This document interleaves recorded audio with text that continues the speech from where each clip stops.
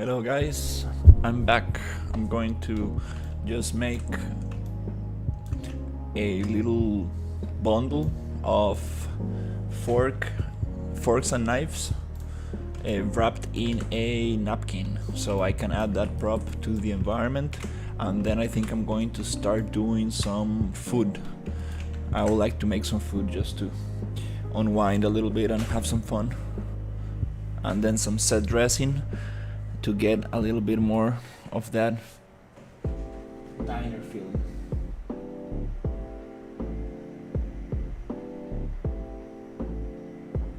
And that'll be super cool stuff. So let's see how it goes. Basically, I want to just get a plane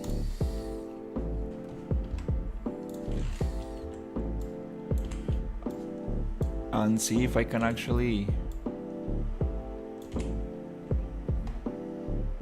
just use it to wrap stuff up with a wrap modifier, which is wrap.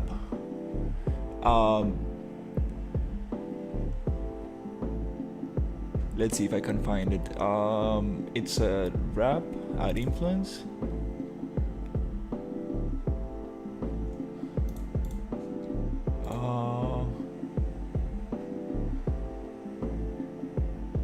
Let me see.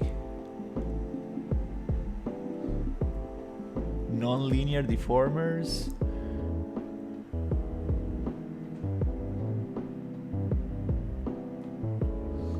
I've never used this one. Let me see what it says.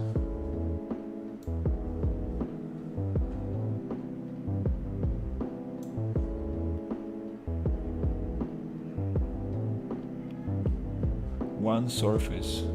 Does it work with like faces?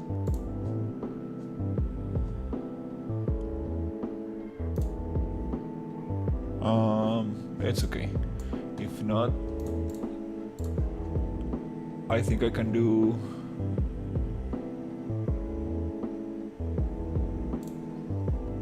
proximity wrap.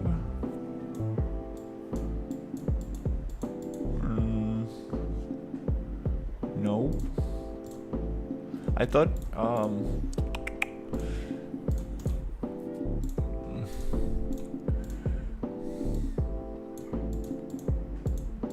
yeah, I think I'm just going to go with the old school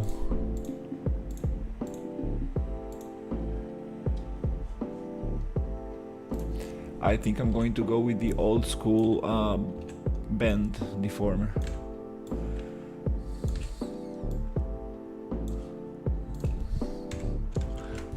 And see if I can get it deformed,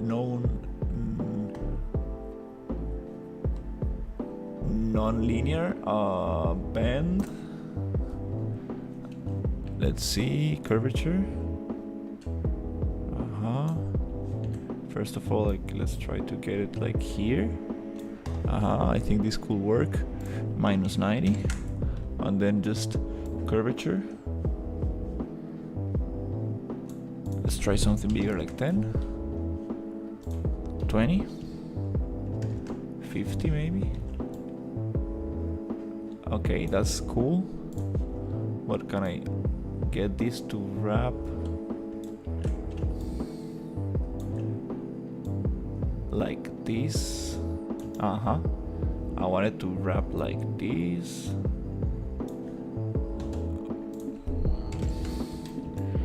And I want it to wrap more, so let's go 150. Maybe even more. 200. Something like that. Yep, that's a little bit of the shape I'm trying to get. So is the envelope, let's see what happens if we go 20. 1, okay. There you go. I want a little bit of like this kind of shape. Now what happens if I go and duplicate this wrap deformer, this bend deformer,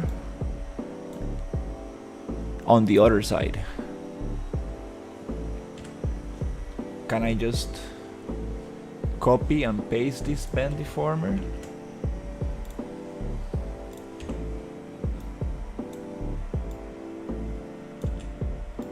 It won't really do anything. So I need to actually go and add another one. Deform non-linear bend and try to do the same thing to see if I can get like the other side, just one side bended. Minus 90. Let's see.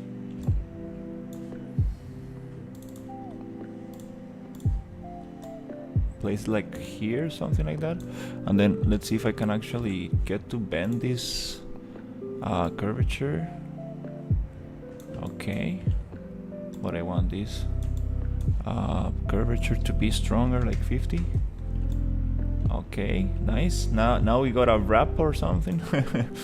Let's go totally vertical, so it will be minus 180.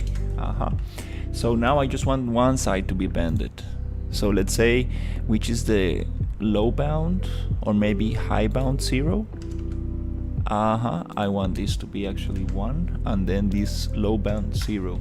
That way I can affect the shape from only one side. Let's go to 100. That's an interesting shape, but not really. I want 50. Let's see.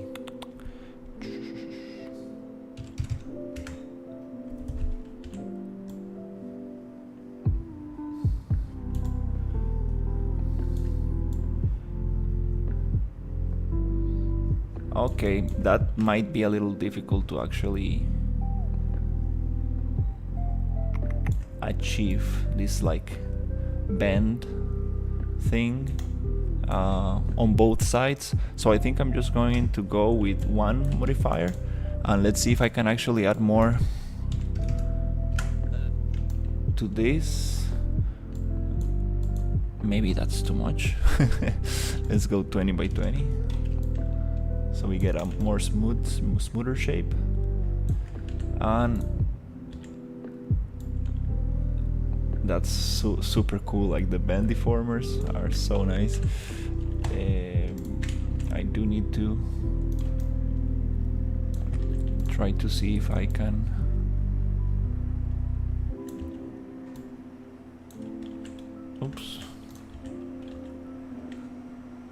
do this from world. That's a little bit of the shape I want. Just a little bit like this. That's like a little bit of the shape, just so I can put a fork and a knife in there. Like a fork and a knife.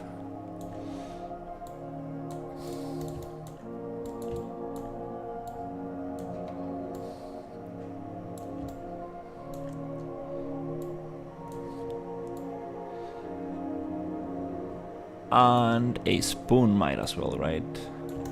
Just to give the whole thing. Usually in restaurants they give you like this kind of like package together. That will be a nice prop to fill the little drawers with. There's somebody cutting grass outside. Sorry for the noise. These windows are not that well designed for noise, but I think it's gonna end soon. Let's see, give it a little bit like that, and that's pretty cool. I'm pretty happy with this. Can I go like this? I think that's nice actually. It's a little bit too big, I would say. Something like that gives the illusion. Like usually they wrap this little thing in there as well, but that might cause some problems.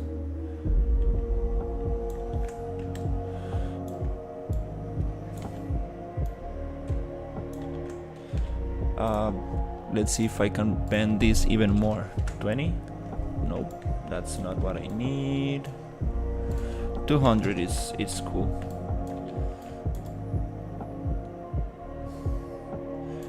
I would like to give it like, yeah, just squish it a little bit. Just squish. Yes, I think that's cool. Yep, kind of works. The thing is that I need this to be extruded just a tiny bit. I need this little thing to be extruded. Let's go.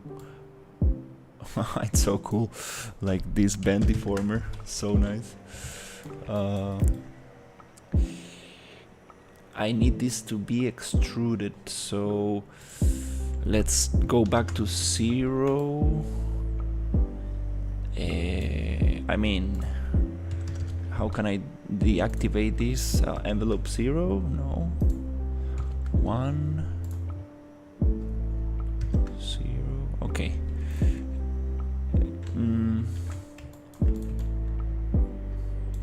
It's okay. I think I should be able just to. Was it off? Oh no, this is just visibility.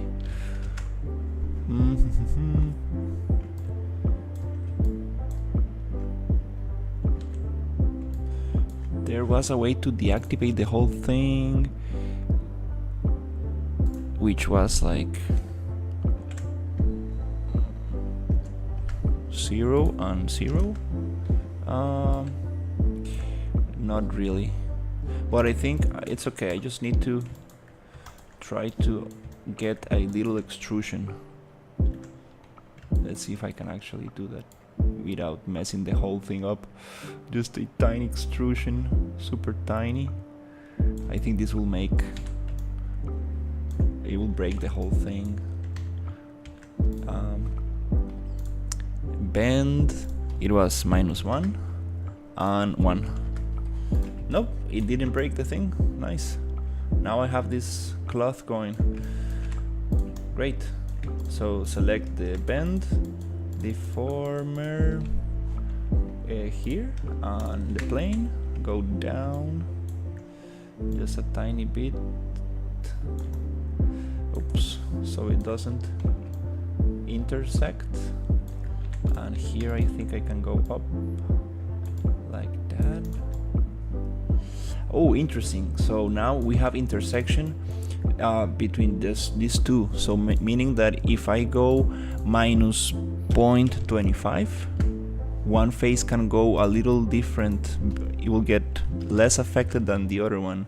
So maybe 1.25, maybe 50, maybe 2. Not really getting the result I want. Another way is to this is so cool. Like I want to do a wrap now. I'm going to do some food today. That'll keep it fun, cause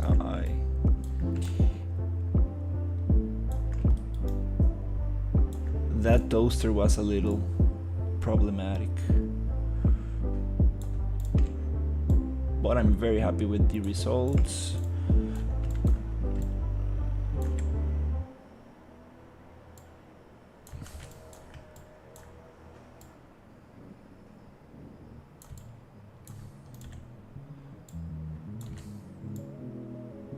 Just a little placement like that.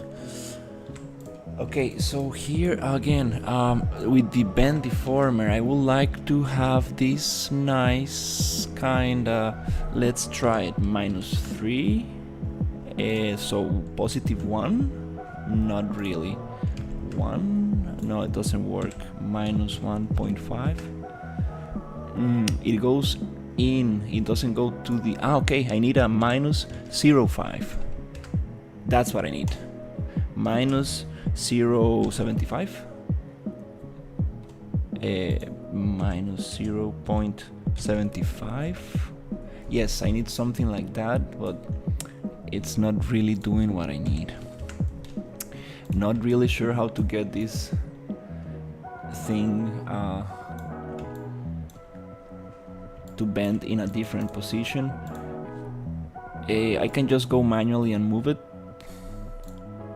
That could be a thing. Let me see, 75. Huh. 1.25. Okay, that's what I need, 1.5. I want this face to go a little lower than this other one, which is already happening. But let's see, let's try 2. It doesn't really affect it 5. It doesn't go beyond that. Yeah, I think that's good. Let's see how it looks with mesh. Display, soften edges. Let's go and get rid of the wireframe here. It gives us this not so cool shading.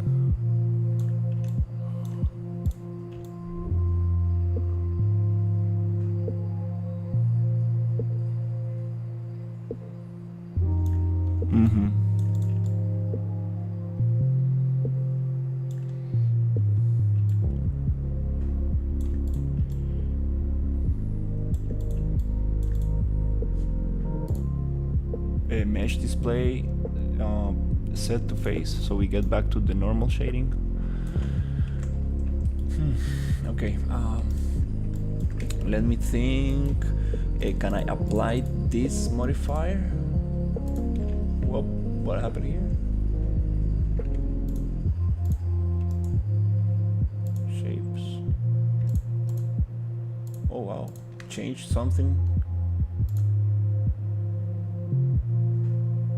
Oh wow, change something here. Oh, that's Maya. You touch one little thing and it goes, everything goes away. But it's okay. I think that if I just come here, let me save, and there you go. I applied the modifier right here, and now I can go manually and just get that beautiful shape I'm trying to get, which is going here. Selecting this edge, this and this, going up a tiny bit. That's what I want. Just to go up like that. Yes.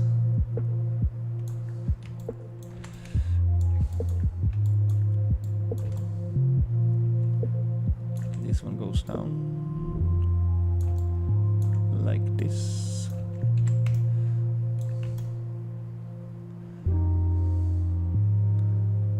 Okay. Now the question is, do we need so many loops? No, we don't. Not at all. Let's see, go face here, face here, face here.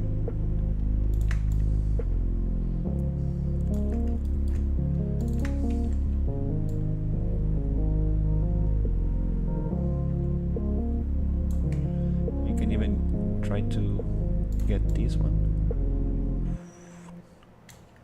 and this one.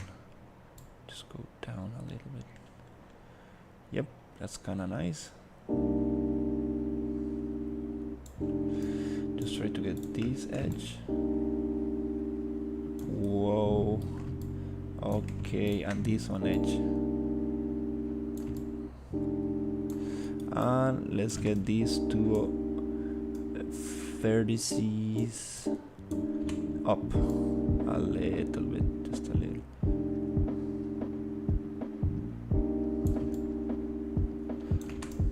Yep. Now I have this effect of the little thing going on top. Nice. Oof, I see some intersection right there, which is gonna cause problems. I see these two are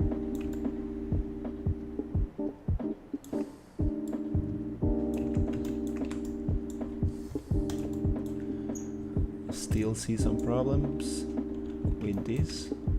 They need to go down a tiny bit.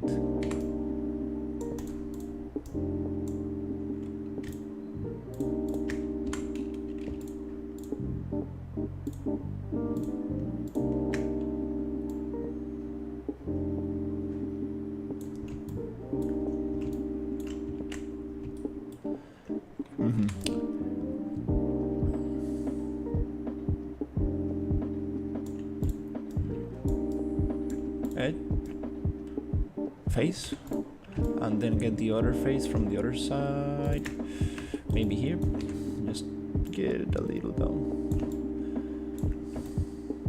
It's okay, it's intersecting with the thing inside, but that's not gonna be visible. But just to be a little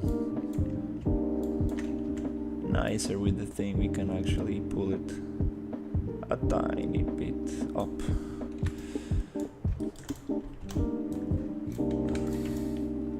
It looks super nice when I smooth it on Maya, but that's not the way it's gonna look.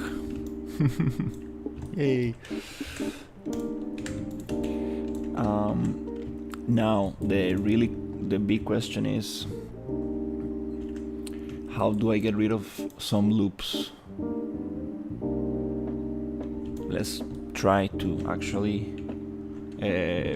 let's see, Control Save, Control V. Can I actually go and delete some?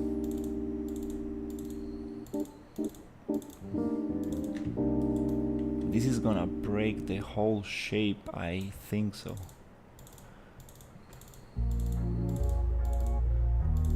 Right, there's nothing else to hold the shape.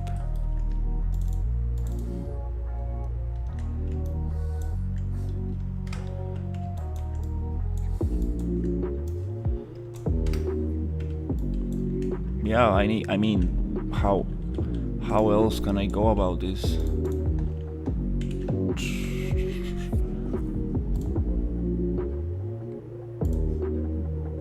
Make it like that, reduced. It did got some off, but now like it really doesn't work because it gives me like very harsh edges.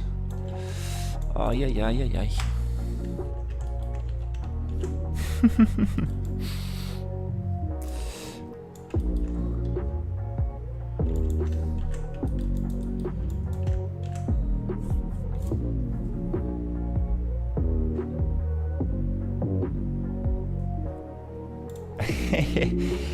This is the paradigm. How much polygons do I need?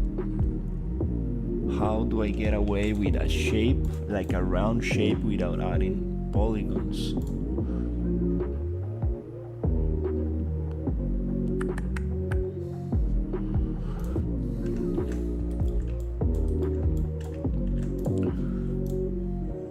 There's not a straight answer for that. Soften. It looks super cool. I really like this shape. Oops.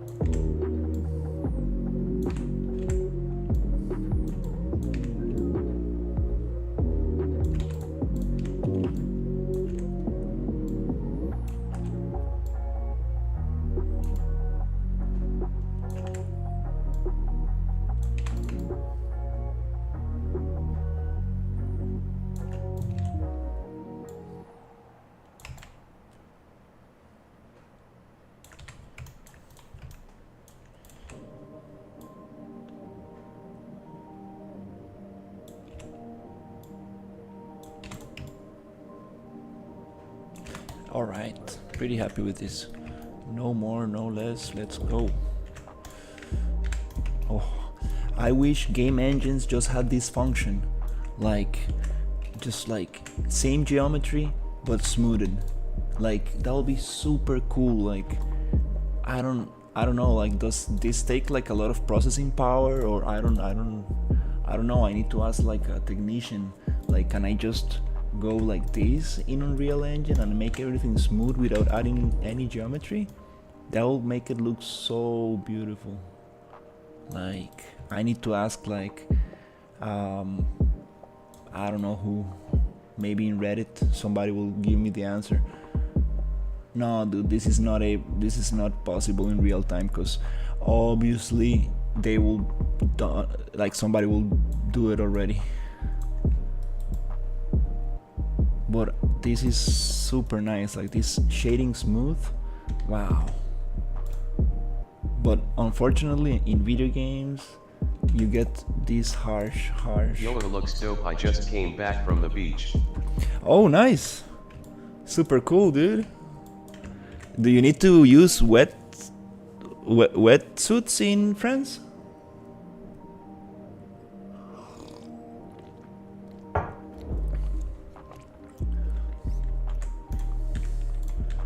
I mean, is the water like super cold, or is it like possible to just go in without any protection, just like swimming like pants, you know? Sorry for the question, it's a little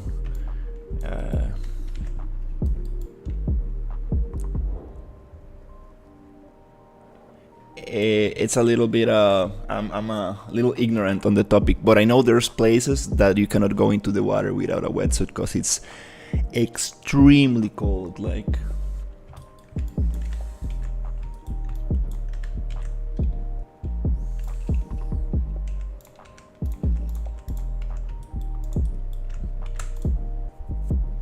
Okay, I think this is beautiful.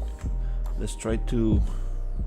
Nah, we kinda do what we want, and like it's very cold and the sun hits hard sometimes, don't worry. Alright, but it's not like dangerous cold, you know, like cause there's some other countries that without a wetsuit you cannot go in, like it's dangerous, like you will get like a muscle cramp or something.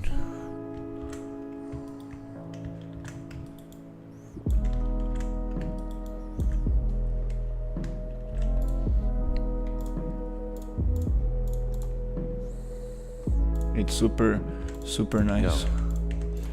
In Costa Rica it's like super warm, so no problem at all. It's just cold. Yeah, in Costa Rica we have like the ocean, like it's pretty warm. It's like super nice, like temperature, and you get 12 to 20 degrees. Oh, okay, it's cold. Yeah. Probably like a river in Costa Rica. No, rivers, yeah, there's some very cold rivers in Costa Rica.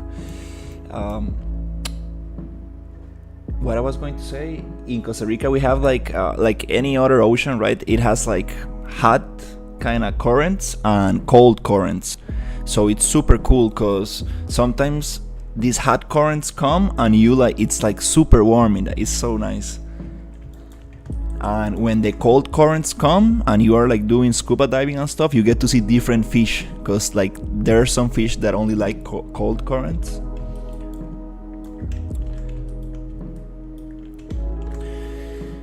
All right. Yeah, I was talking about, imagine having like an option in Unreal where you can just send a cube, for example, like this, right? You have a cube, but you say like, I don't want a cube, I want to smooth it out. And it smooths it out without adding geometry. Like, why don't we have this in Unreal Engine? Can somebody explain? That's so cool. Yeah, this is called smooth shading, and this is called hard shading.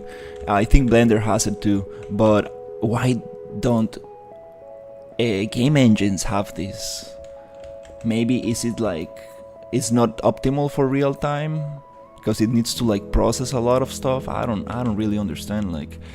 So the solution is to go to the cube and actually go like smooth, which actually adds divisions, but you go like 5, and then you have you have so many vertices. Maybe a shady plugin could do it. I mean, this technology, like it's you know, it's 2014. Come on, like if there was a way, so, like obviously Unreal Engine or like Unity already had it. There's Blender does ITY. Yeah, but it's I believe that it's because this is not real time. Like this viewport is not real time. That's the problem. That's why it can do that calculation for us. But if you're trying to do this in real time, maybe it causes problems. I really like to ask this in Reddit. Somebody will be like, dude, like you don't know anything about 3D technologies. Like, cause I would love that option. Like, I would love just to send things to Unreal and smooth them out without adding actual geometry. That'll be super cool. But Nanite and Lumen, they're already big improvements to what people had before. So probably someday in the future we will have something cool like that. Okay, so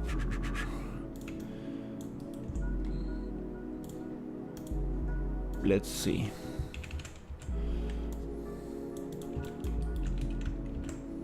How many oceans do France have? Does France have? It's just I'm so bad in geography, like super bad in geography. Let me see. Geography.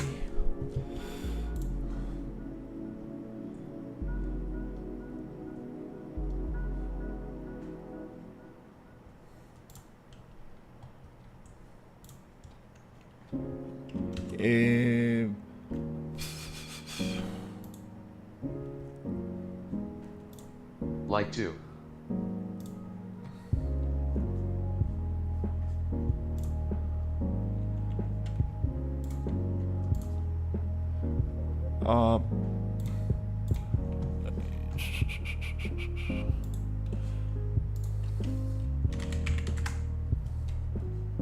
Oh, nice. You have super big coasts. Oh, super big. Whoa, that's crazy.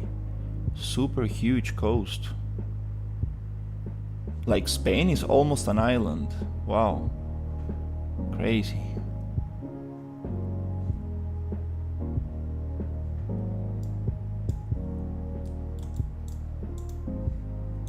Europe is so small, like look at this.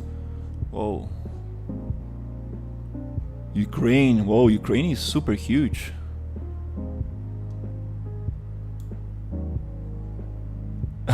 And then you have Russia taking over the world. Jesus. Where is Germany?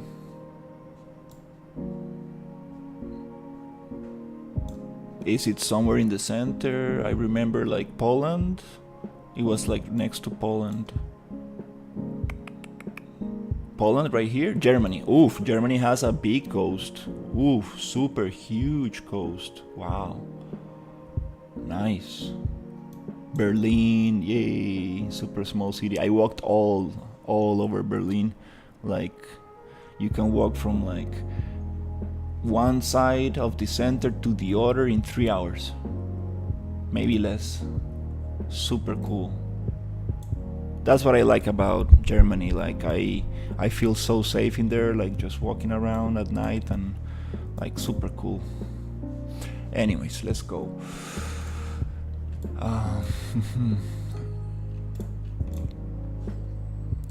Let's just go 0 out, 0 out.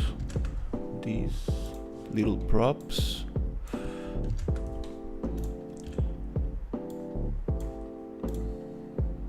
Obviously, there's no, it's not like every, it's not like, how do you say it? There's like,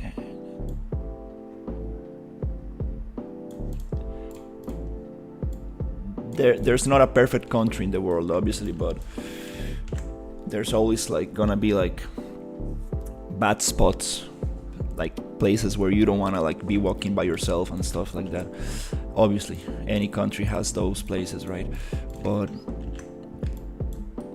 like Berlin, like the center of Berlin, whoa, that was super cool stuff. Maybe for me, for somebody who like doesn't actually like, from somebody who lives in Latin America, it's nice, right? Like when you are used to Europe, it's like, oh, the same thing. Mesh, combine.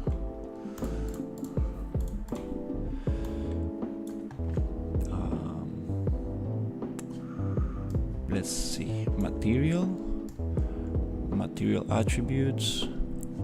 No, I need to mesh, separate.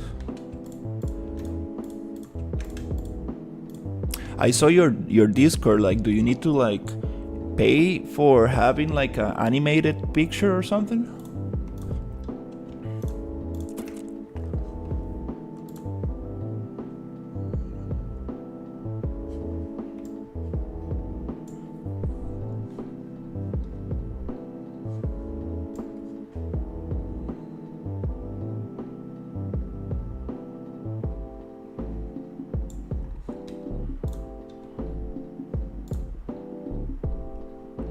This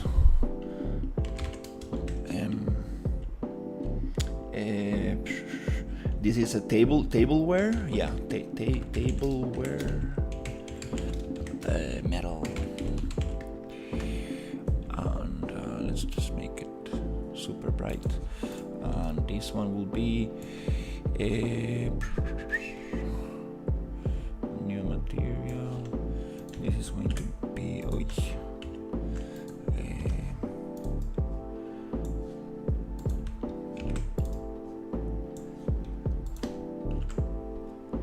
tableware material, a cloth.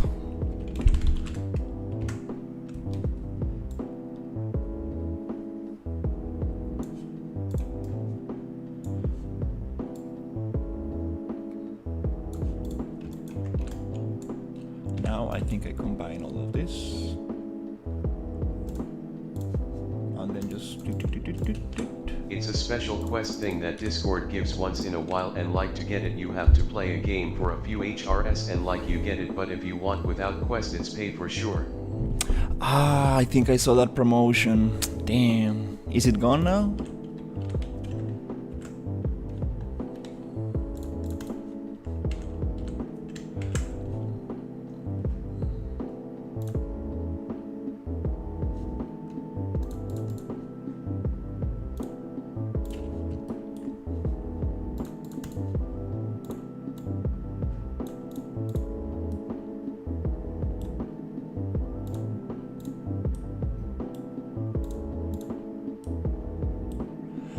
I see, I messed up a little bit this thing.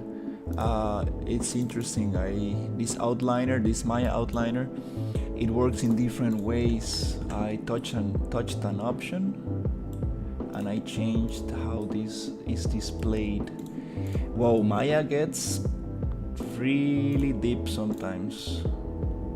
I'm not sure, but UHQVE to PLQYV Clorent.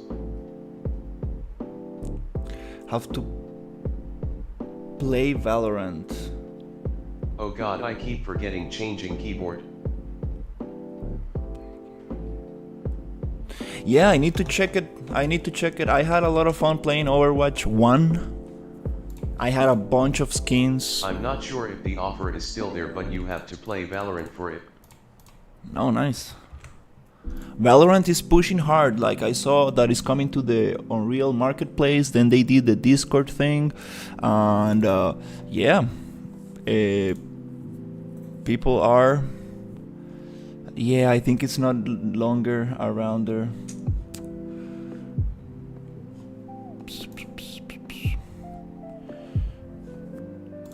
No longer. But yeah, I need to check it out for sure. Need to check it. How big is on your disk? How much space does it need for installation?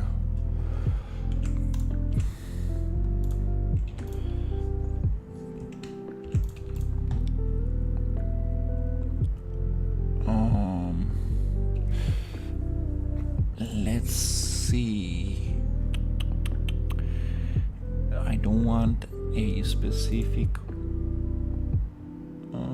You know what? Let's just go here and go Control U, L. Like 17 go, but give it 20. 17. Oh, I'm so short in space. I have 63 gigabytes free. No. Oh my god, I'm But so. installation is very painful. That's kinda funny. If your BIOS is not configured perfectly. Oh, you told me the anti-cheat thing. It's giving problems, yeah.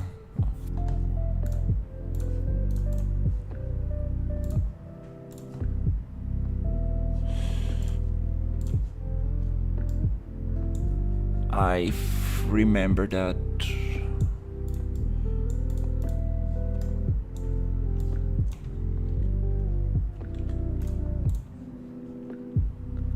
I see. Here, UV shell unfold. There you go.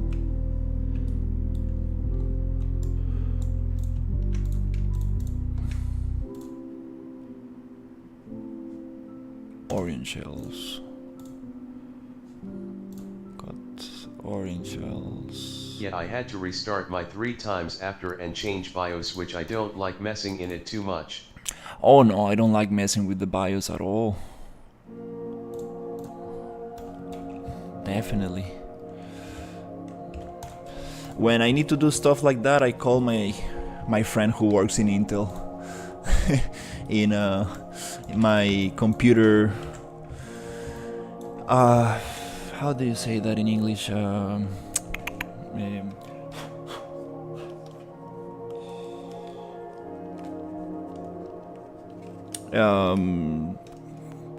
Informatic, computer engineer. Yeah, I don't know how to say it in English, but yeah, this guy who knows a lot about computers, he always gets all of that solved for me, and it's very nice because he always tries to. Hey, how you doing? What's up, dude? Just working on the diner. I'm trying to get some props to set dress the counter. So I got like this little cloth going, and I will see how is it going to look, because it looks very empty. I really want to like set dress that area, and then maybe make a milkshake and maybe a blender. I want to do some food today. That's what I want to do. I really like doing food in 3D. It's very fun. Keeps me keeps it like the project fun. Let's export this as tableware.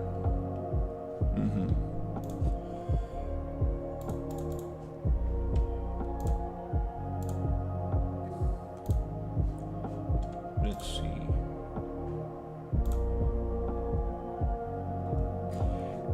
Yeah, let's go. SM tableware.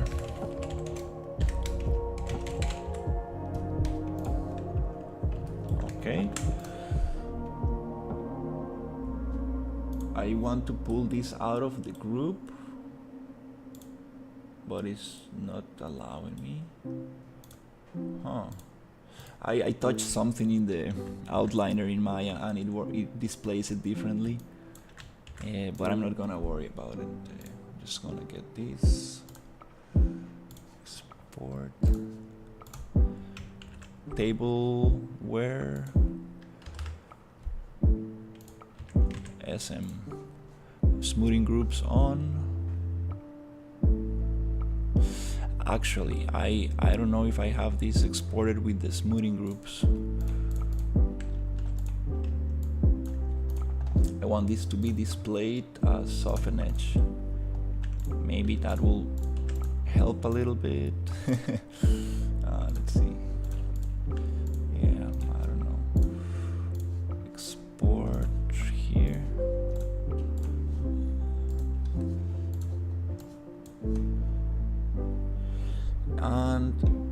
I don't. I think I can send it to Painter to get some occlusion. That'll be nice. I need some cloth. Where is it? I need some cloth for my. Let's get it. Cloth, free text, something like that.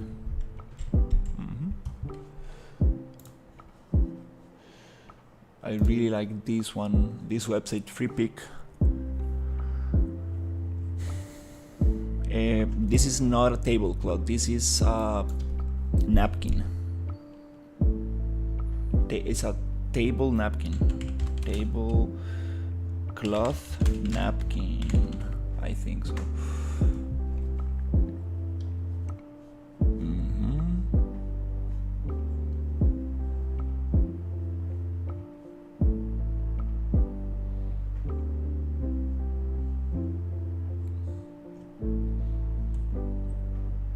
Okay. Oh, it sends you directly to Shutterstock. It's super interesting, this website.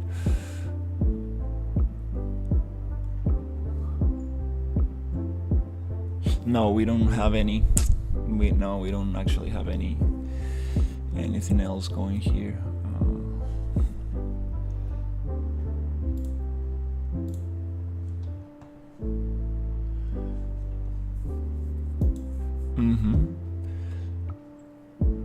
So let's try and see if I can.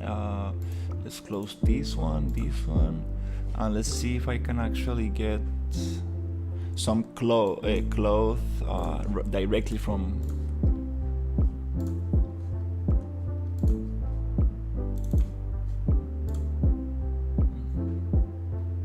here.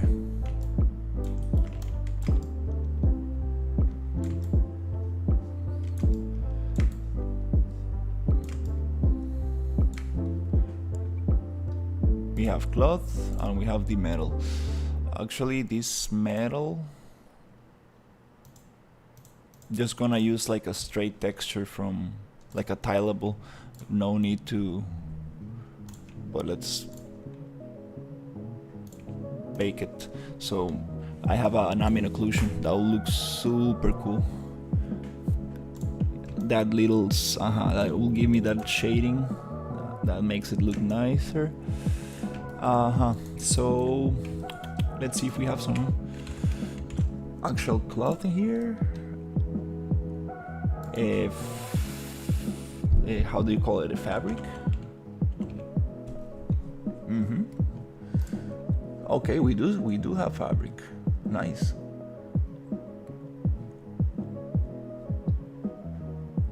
Okay, so we have baseball hat, jeans, we got sweater, fabric rough, fabric soft denim. Maybe this is the one I'm looking for. Fabric suit vintage, leather bag, wool, and nope. Let's see what else we got. We got a bunch of military cloth, synthetic, linen, worn. Scan. This could be interesting.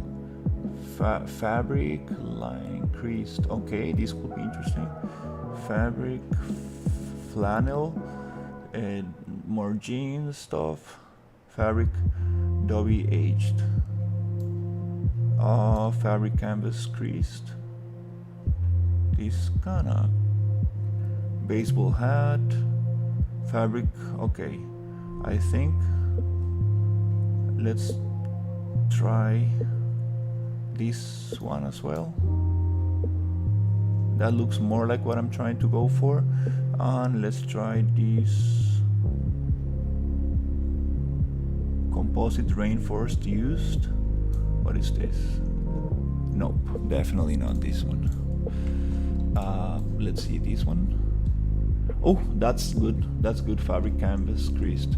gives me those lines that I'm going for. Let's check it again. So fabric soft denim, nope, absolutely not this one. This one gives me a little bit of that line, and it's a little too creased. Lines are too harsh. Okay, and then this one is more smooth, give me those creases. Yep, I think I'm going with this one. Now let's see if I can actually get it to look like what I need.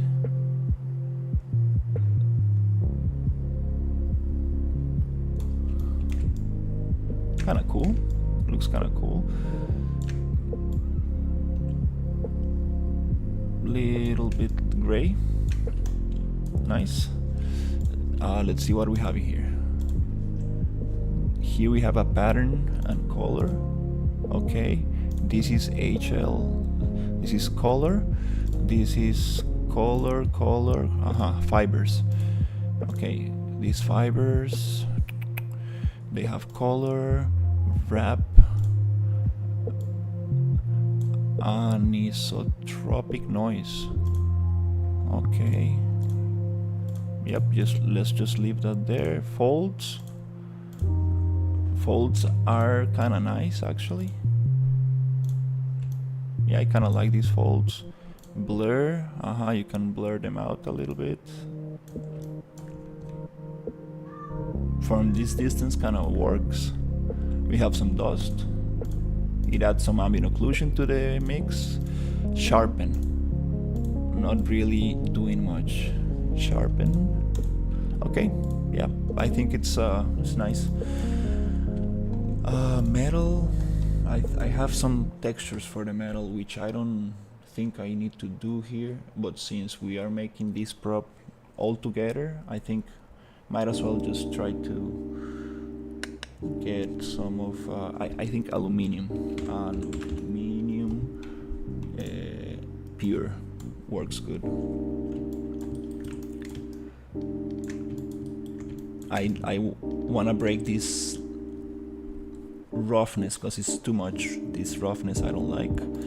Let's get some dust, which is dust surface. That gives me a little bit of that little texture, breaks a little bit of this shininess, but I don't like how the mask actually is reacting, so let's just try another one for now. Dust subtle. That's better, does not accumulate on one specific spot, just breaks a little bit the shininess. Add some of that texture that you get when like water dries on a surface and just leaves that little stain kind of thing. That's kind of cool. Yep. And roughness, maybe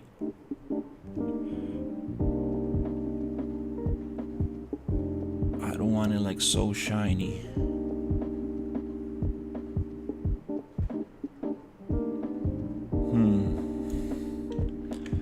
This value is kind of interesting because it will look totally different in Unreal. This value actually, yeah.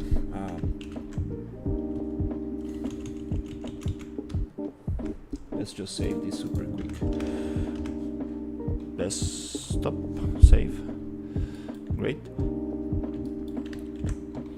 So let's see if I can actually get this going to look a little bit like in Unreal. Tone mapping, some anti-aliasing, and the color profile is choose Unreal Engine 4. That gives us a little bit more of the look that I'm going to get in Unreal. Which is not always the case because it depends a lot of on the lighting. We have these kind of different lighting setups, HDRIs, and obviously the lighting in your scene will dictate how this shininess will look like. But it gives a little better, how do you say it? It looks a little bit more similar. Let's see, roughness.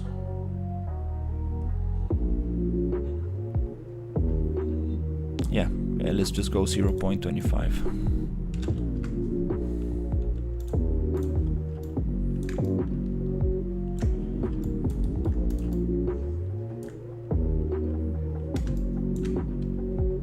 Kinda looks cool.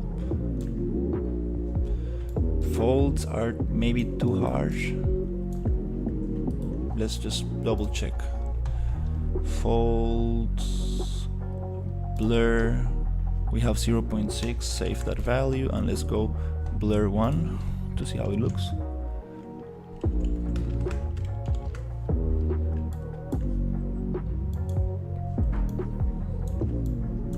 Okay. Oh yeah, I like it more blurry. It gets rid of those hard folds. A little bit like that. Still want some folds, but not too much. That's good. I think that's nice. Yep. Let's see if I can actually metalware, get this going. Just add an opacity layer.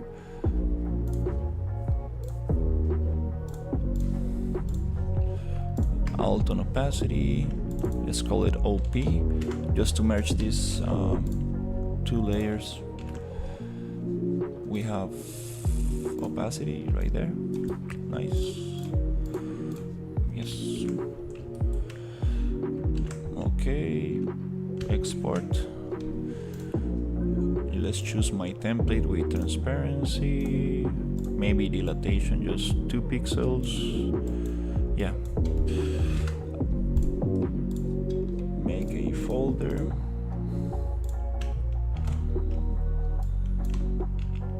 Which is gonna be tableware. Export. Save. Let's see how it looks. Need to do this little merging stuff. I need to create a little thing. I would love to make like it's called like a programmable action or something like that, so I can get like this merge automatically. That'll be super sweet. Like automation. Like I know there's some way to do it inside Photoshop. Like let's see, base color with base color, normal, ambient occlusion with ambient occlusion. Okay, great. Let's export the first one, which is going to be this.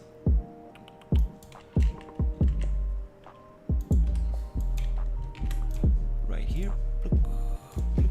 And then normal. Let's get it exported as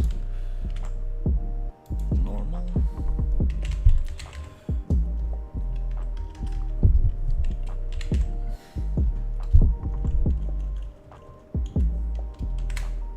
Texture table wear cloth, not just tableware.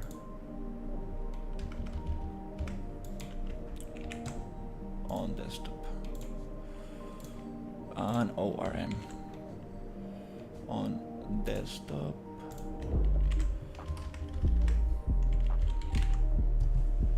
Yep, like that. Super nice. So we have these textures. Okay, oops. This will be tableware base underscore base color. Good. We have our tableware here.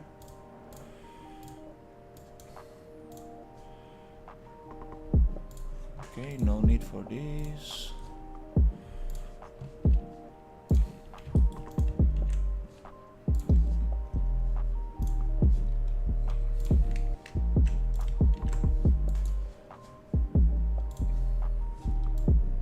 Let's get this going right here.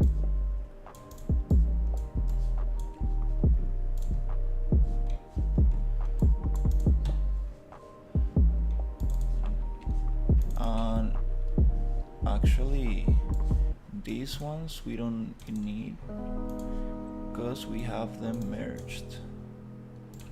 Perfect. Just organizing super quick.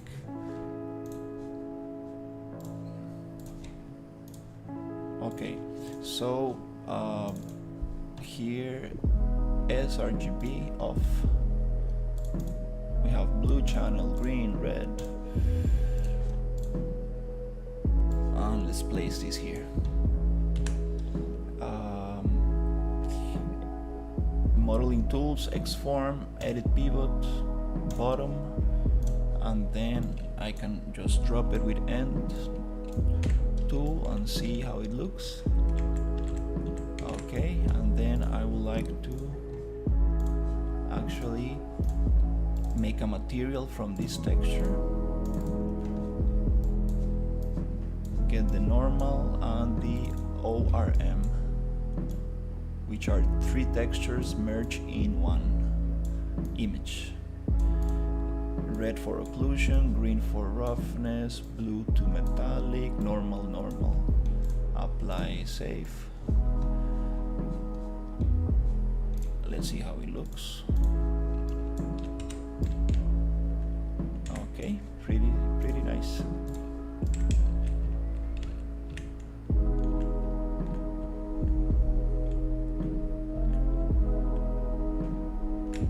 Yep, got that little thing in there. That little edge. It looks a little grayish. The cloth looks a little gray, but okay. And after I do this, I always like to just come and apply the material. And also it will be nice to just make the whole thing have only one material. New folder, tableware, like this. Set everything in there, which is gonna be just tableware. And the toaster and the tableware can go back to props. Props and props. I need to clean some redirectors, which is just going to redirector here and update redirector references, delete on referenced redirectors, and now this one can be deleted, this folder, because it says that it has one thing.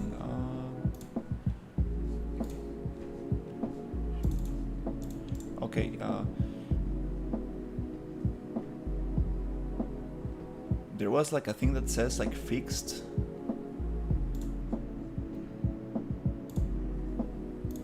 Fixed redirectors. But it's okay, I think now there's no problem. And my toaster is right there. I can go Control B and it's on its folder. Perfect. The Toast-O-Matic. I need to create like a little kind of how do you call it, like a like a cable blueprint, so I can connect these different electrodomestics to the thing. Now I need to check the scale of the actual fork.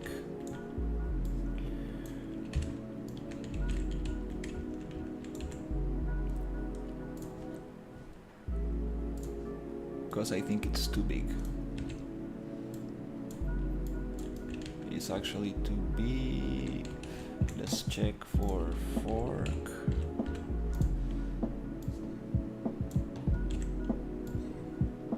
Oh, they don't have textures. I need to just see what metal I'm using, metal 3. And actually come here and go B. And just add this. It's called metal 3, which is stylable. Yep, just save. Find the fork. Do the same here, which is metal 3. Save.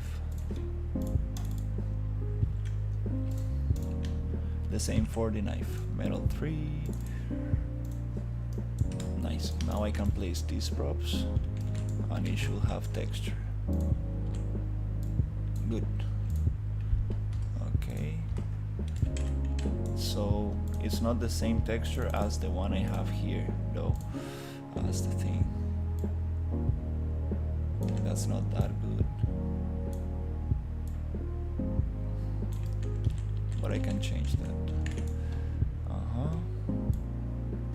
That's kind of the size a little bit of it. Maybe more.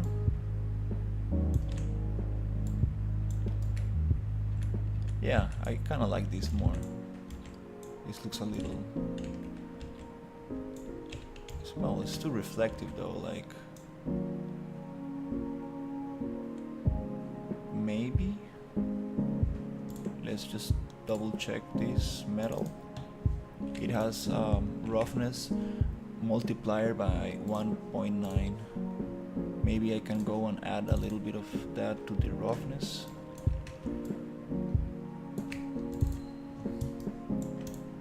Which is 1.9. Boom, boom. There you go. Let's see how it looks. So it's not that rough. I mean, not that shiny.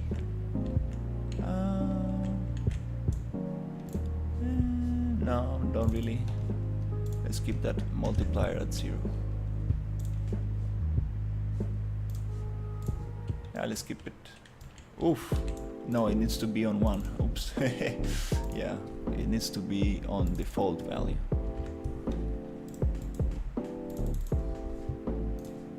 Yeah, it's okay. Let's take this one off. Can make it a little less rough, but it's okay. Maybe 1.2.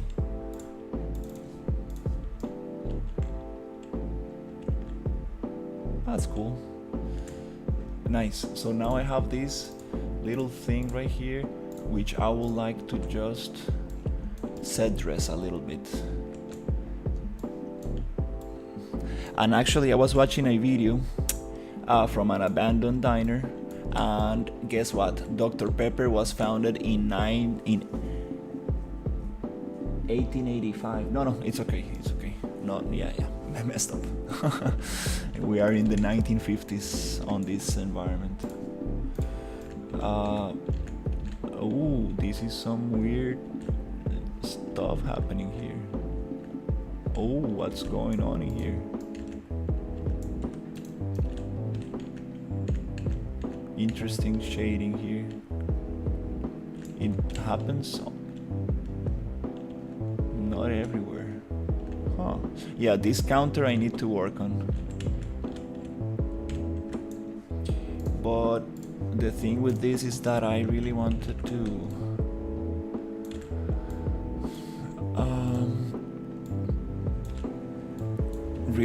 to just get these things going here.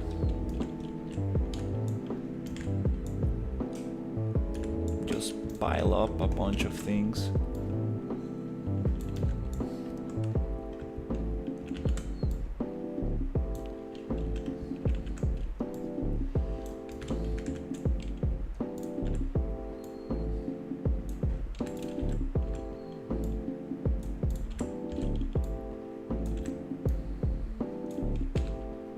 not a big fan of this lighting right here.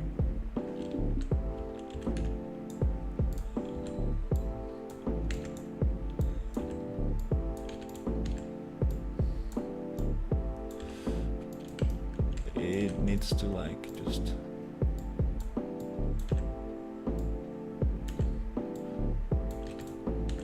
oof, it's a little kind of it glitches a little bit.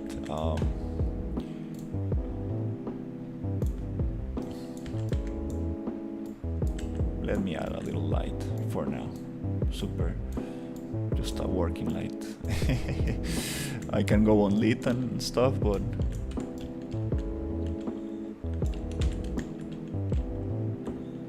dang it, just lost the thing that I had selected right here.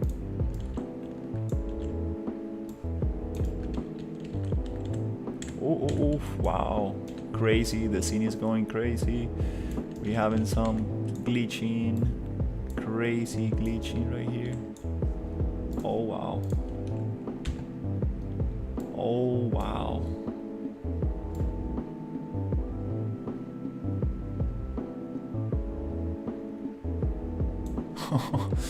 Yep, something's going on.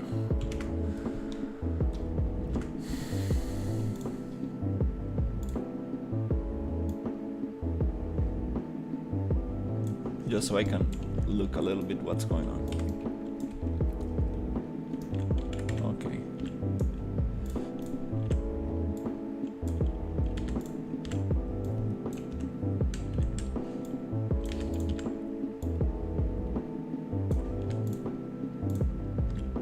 Oof. Let's try to do the attenuation radius a little. Oh, what is this?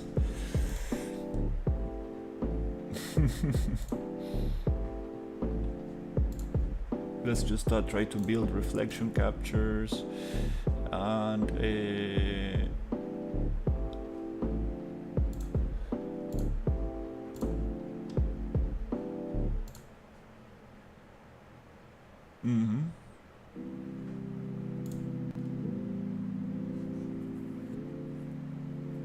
maybe I shouldn't have done that. Oh no. Oops, I messed up.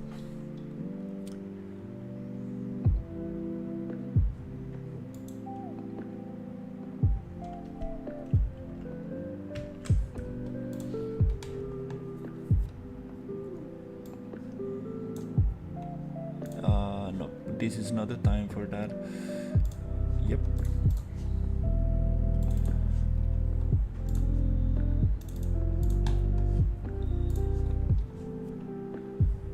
So this is very good. Let's continue with let's get some food going. Yep, now it's better. Okay, good. We got some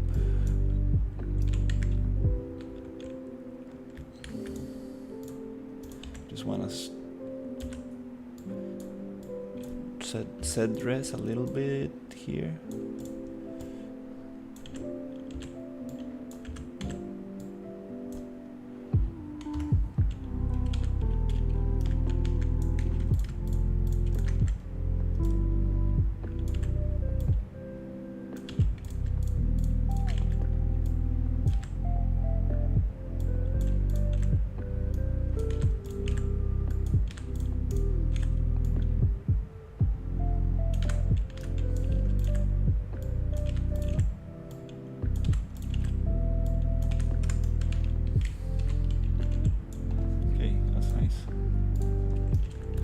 What else can I place in here?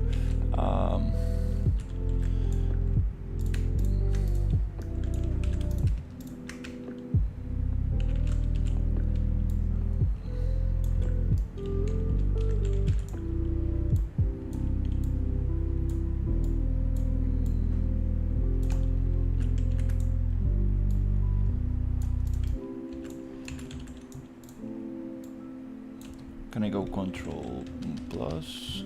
Oh no, it was control bracket to change the pivot size. It was alt bracket. There you go. A little bigger pivot I want. Like this.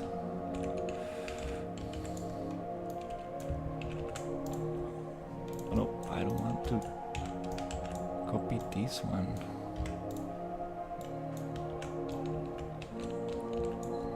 This one. Yep. Does not allow me. Which is good, because we don't have space for it.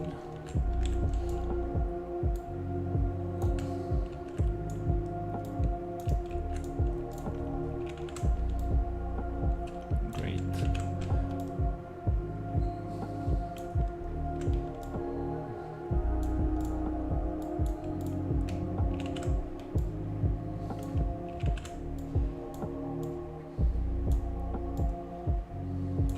Okay, we got some jars. This is super cool. I think I'm just gonna copy this.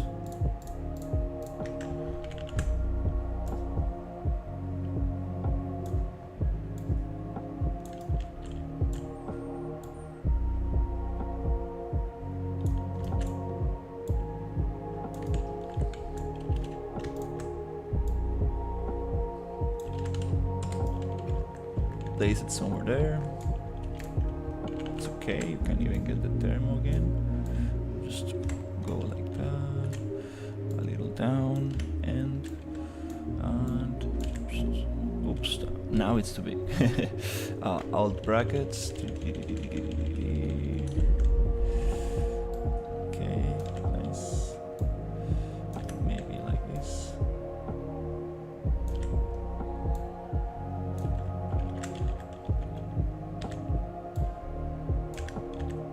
Goes like that.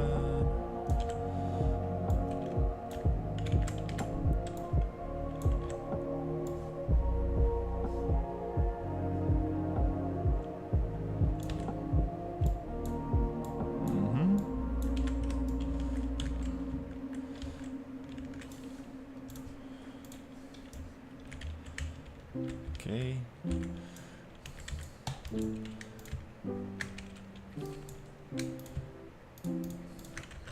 Oops. What if we just come and drop this on top? Like on... it doesn't have the collision.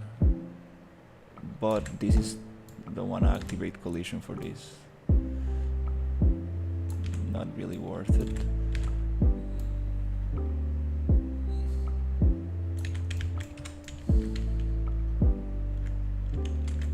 Nice. Okay, what else can I activate? I mean, what else can I place in here? So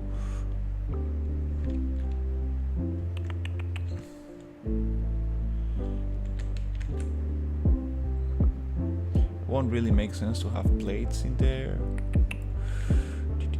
Okay, we can get like the napkin thing. Oof, there's so much space to fill up. No, this is definitely need to think about this space in here.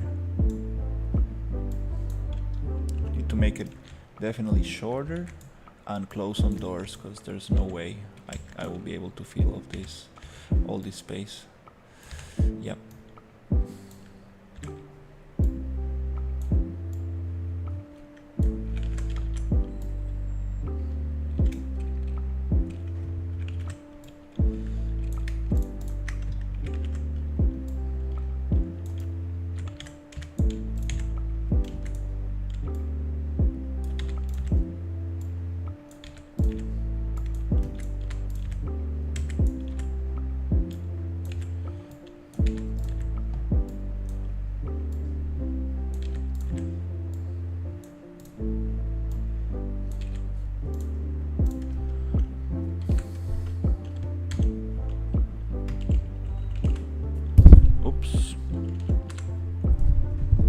Okay, so let's check.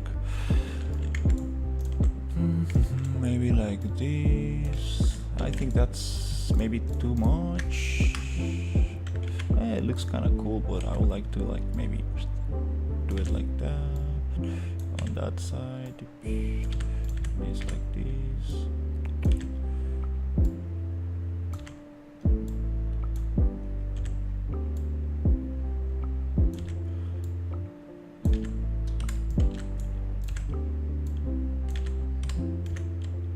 Okay.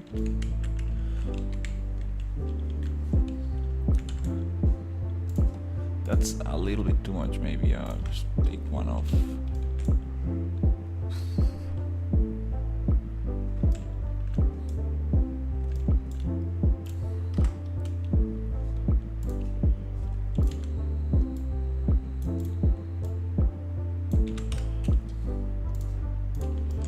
Okay. All right. What else can we start getting in there?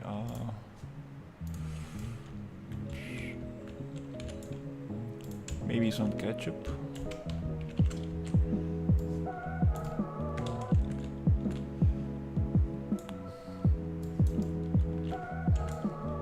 Glasses. Oh yeah. I forgot about that. That's nice. We can get glasses in there.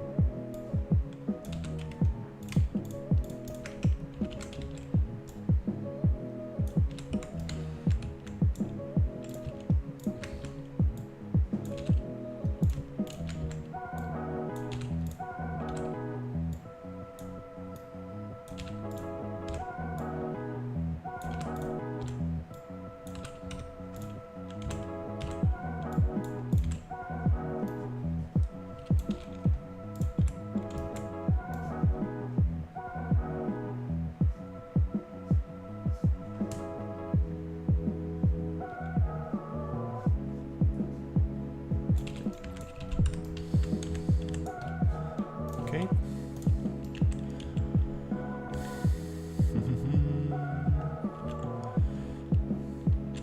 Okay, let's just actually gonna make sense to have this a little bit here.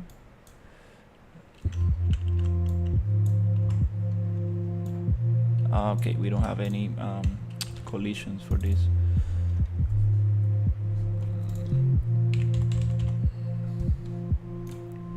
Use complex or simple.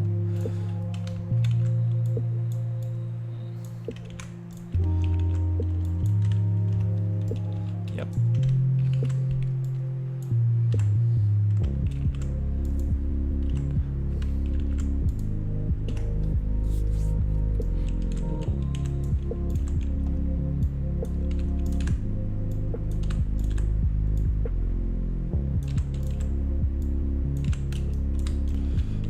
Nice. That makes sense.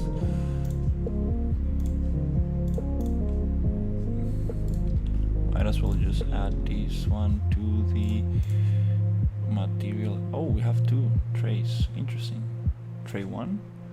Does it actually change anything? Maybe. Nope. Tray 1, delete it. Yep. Let's add this material here. Okay, good. So now what else can we do? What else can we do to fill this space up? I have a bunch of props. I need to just be smart about it and keep on reusing them. Hey, glasses for sure. Let's go into this place.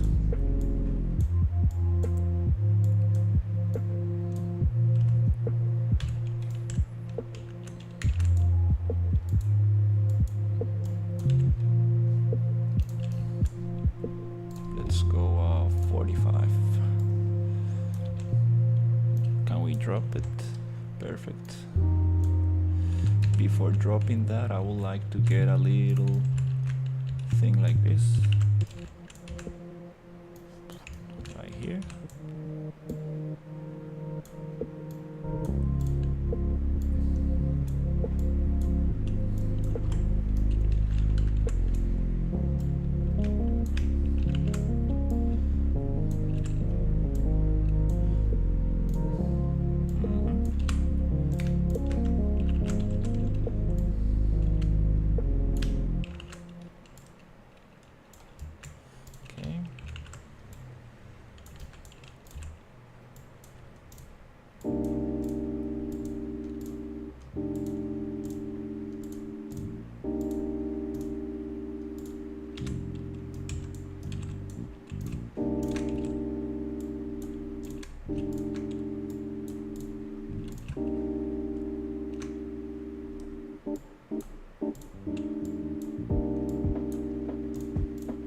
Just getting a little bit of random space in between them. More of a hand-placed look. Let's see. Okay. Let's go copy this again. Get it there.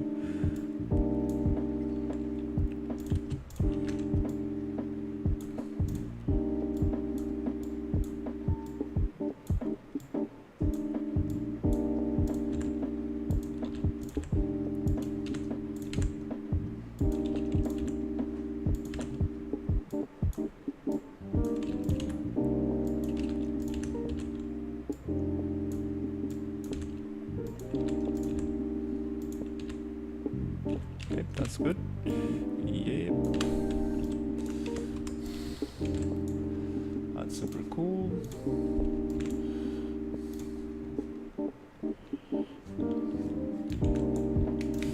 Let's just put it right in the center. Like this.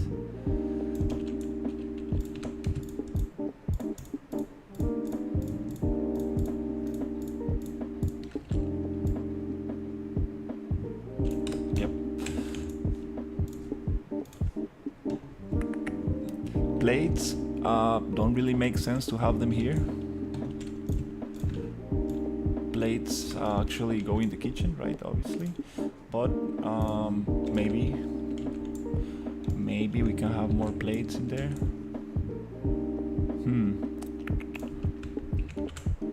This plate has some shading stuff. It looks kind of nice when the light hits it. It looks kind of cool, but when it's very dark, it looks dirty. I need to like check what's up with that plate. Oh, maybe we can have like dessert cakes, which are like just little smaller ones. Little.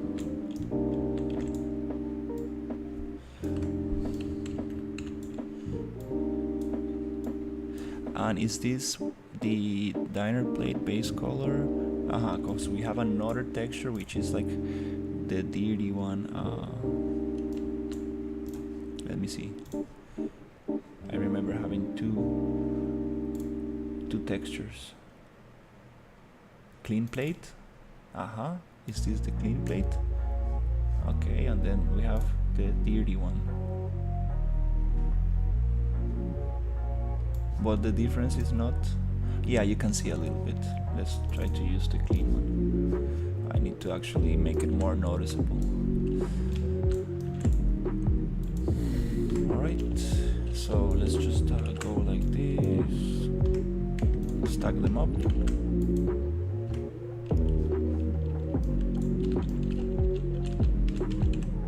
Oops. Stack them up. 1, 2, 3, 4. No, they don't like to be stacked like that. They want to be stacked one by one. Okay.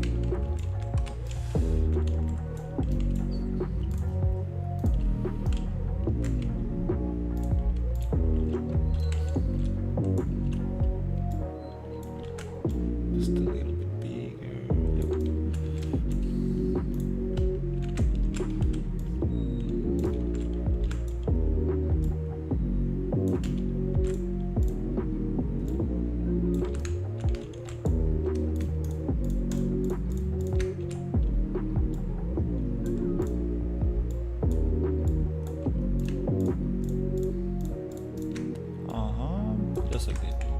like this, a little bit, just a little bit. This is too much, too many plates.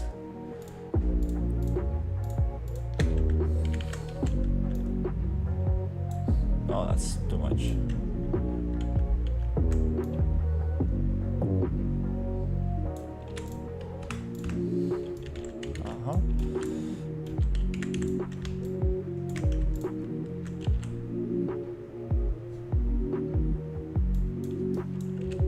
Okay, good. Whoop, my computer went a little laggy. Okay. Right, that's nice.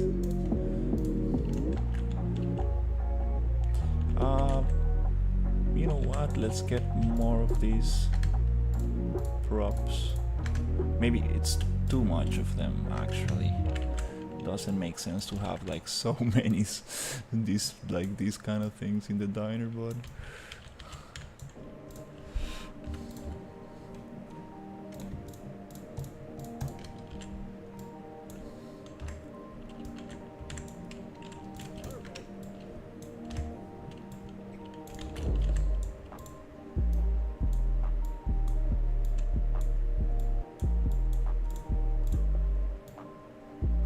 it's okay. Just to fill that space up a little bit more.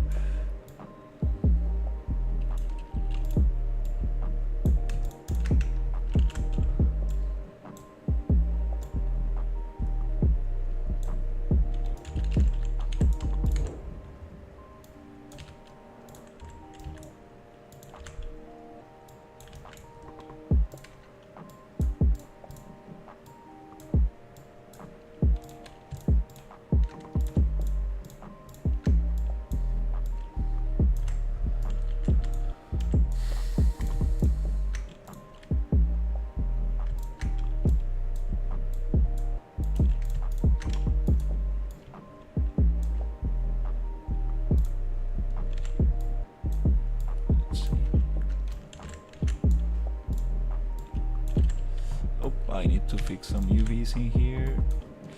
Yep, and oof, terrible, terrible texture for the salt. Yeah, it's okay. I'm gonna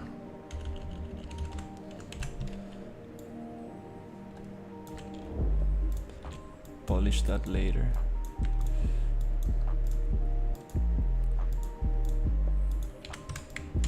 Yeah, something like that. Okay, now it feels more like it. Now it feels like we actually have some stuff going in there. Yay.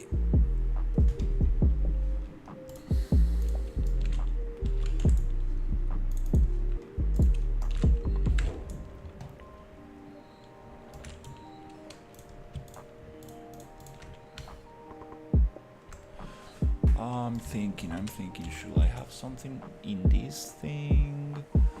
Maybe not really. It's too close to the floor, actually.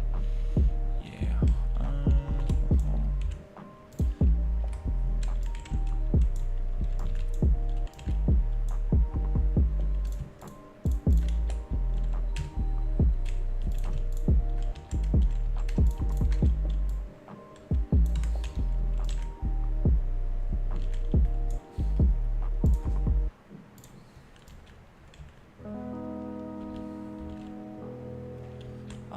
This.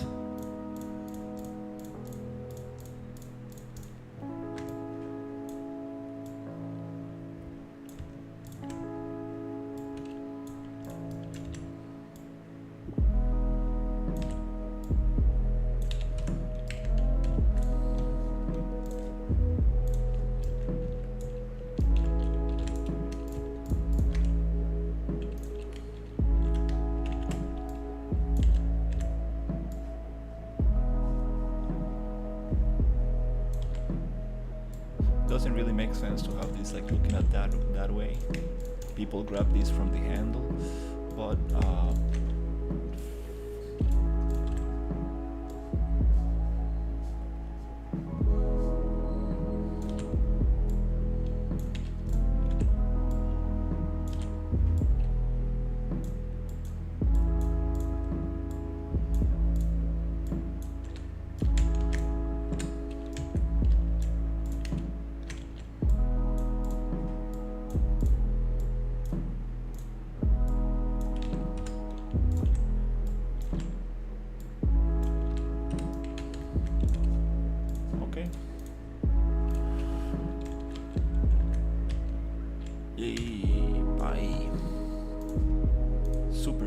Bye.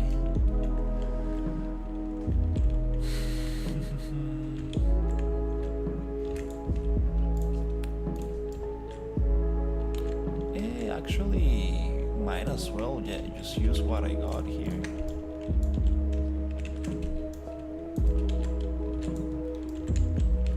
And place it somewhere here.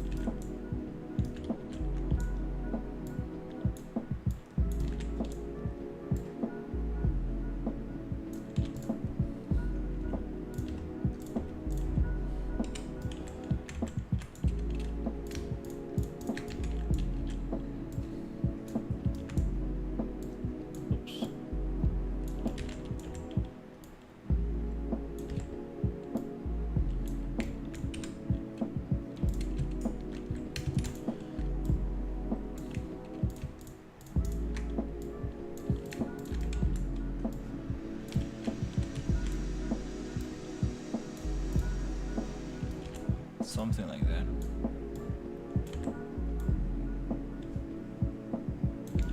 We can change the prop from the. We can rotate the prop so they look different.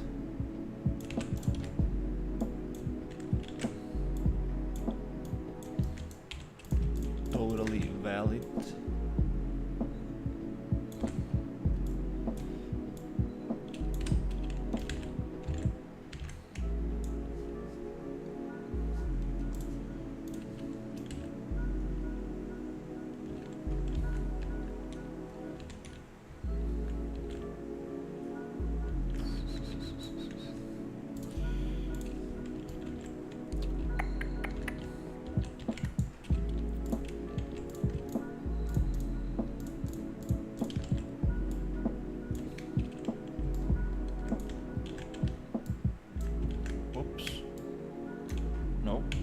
To deselect. Oops. How was the command? Was it like Alt Control? There you go. Oops. Alt Control Shift.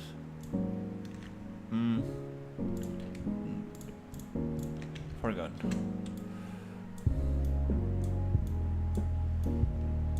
Okay, that's nice. Need to definitely close these gaps in there because it's too much stuff.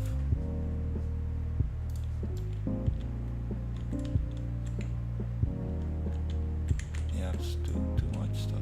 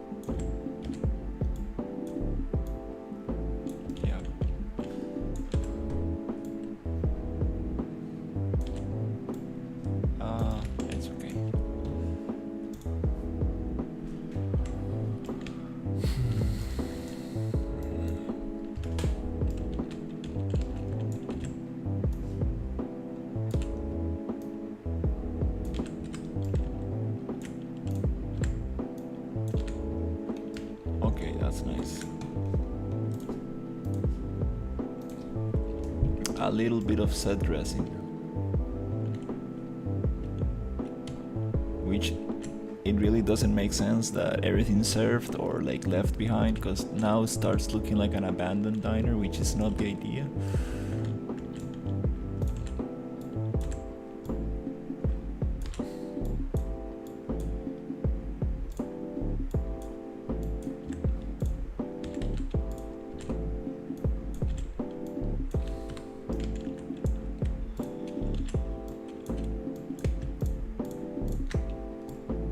I still need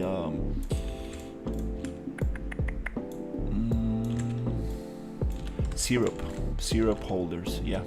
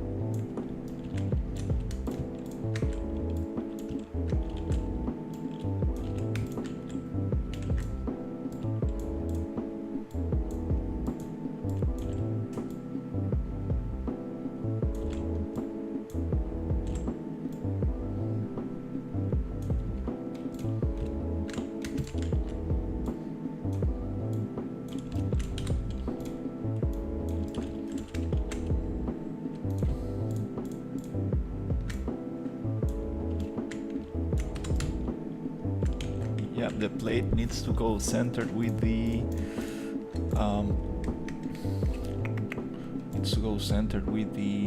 chair as possible, as much as possible.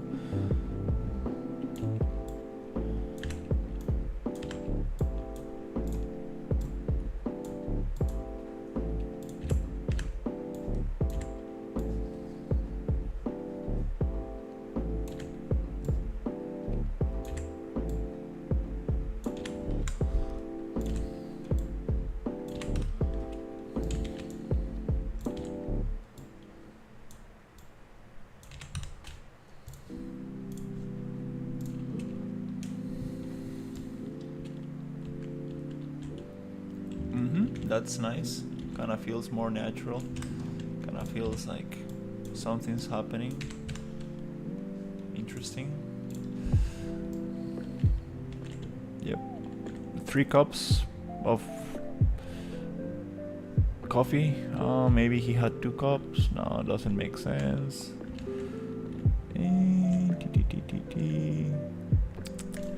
Let's just get this cup to this table. The handle looking at the actual yep.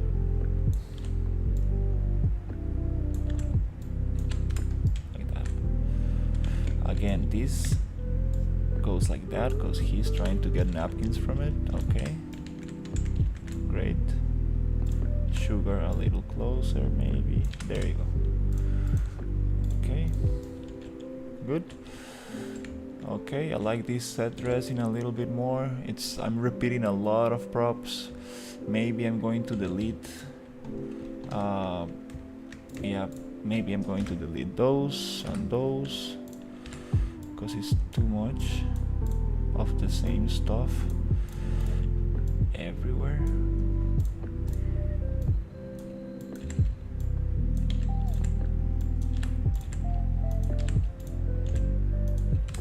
Here, I don't want this.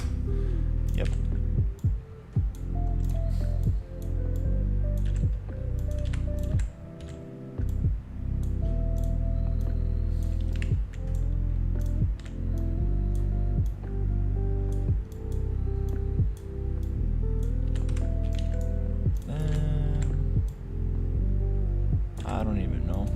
how to place this more naturally.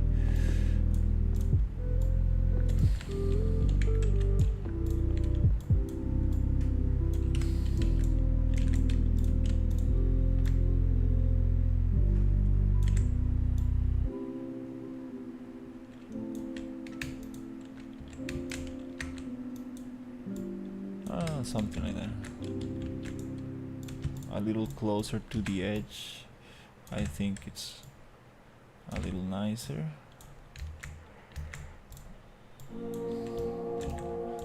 Okay, we have to rotate this a little bit. Can have them like that.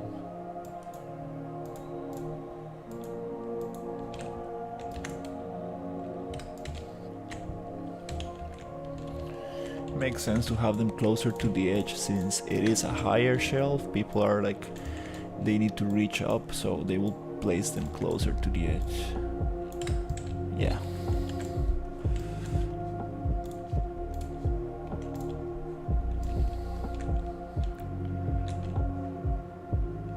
Really nice.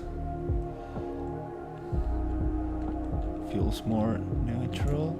Again, we can give the handle to this guy right here, and this can go somewhere like that or something. Yeah, just doesn't really matter that much now, but it's good to think about those kind of things. Actually, also the same, the handle I think needs to go looking at this place.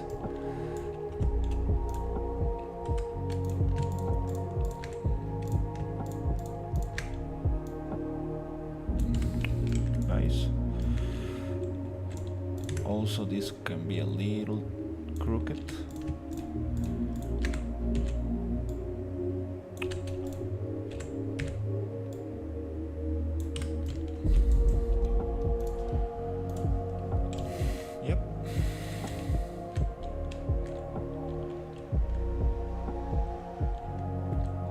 Super nice. This bunch of cups really are not doing anything there.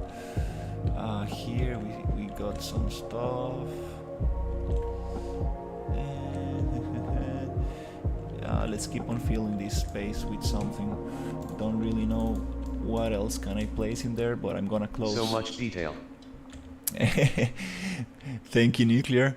You see, I'm trying to get all this filled up with stuff, but I don't really know like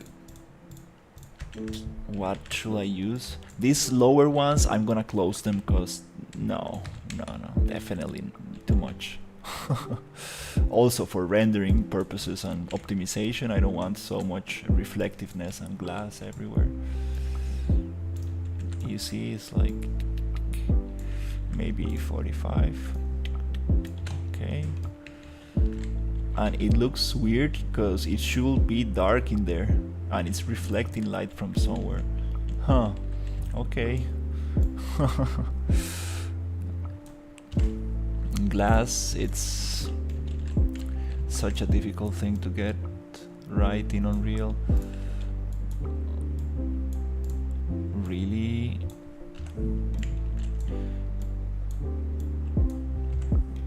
Need to check that out. Okay, so let's say we have these.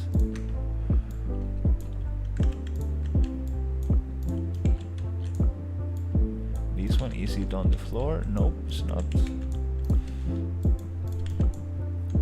Okay. Actually, let's just go like this. Okay.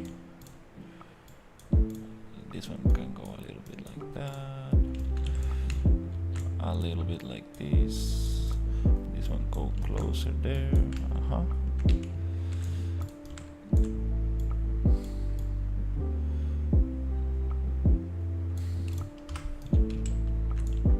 Yeah.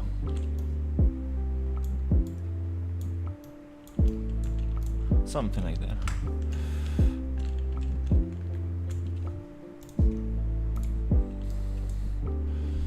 Okay. I had so much of caffeine I could not sleep now. Yeah, I ran out of coffee actually today. I had my last two cups, 2 spoons of coffee. So I need to go buy some more coffee, grounded coffee to make, because I'm out. Oh, what is this? Okay. Actually, I'm out of coffee. And it's getting kind of cold in here. Let me turn this air conditioning a little bit lower. Yes, let's see. We got this.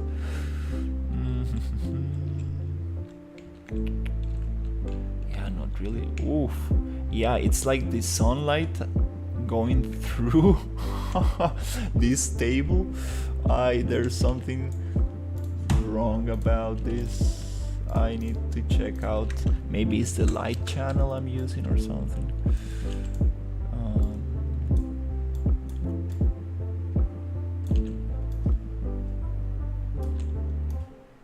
Yeah. Not really sure.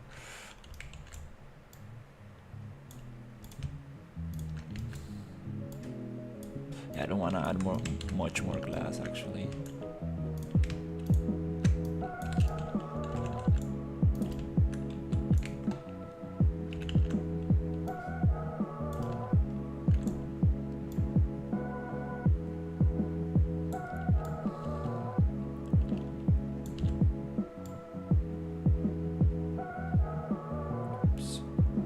Where is it?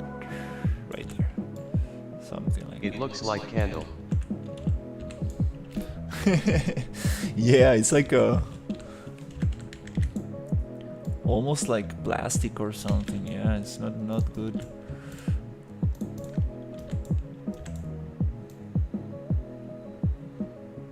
Which plastic is not bad.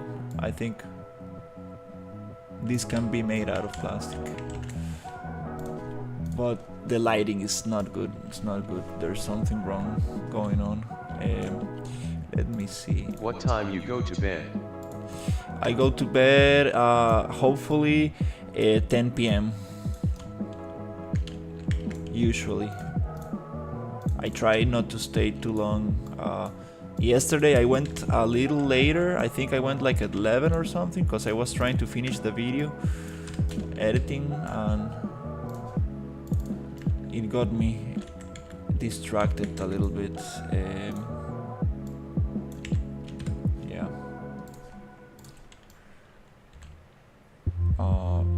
Plates. Should I get some more plates in there? Maybe, yeah.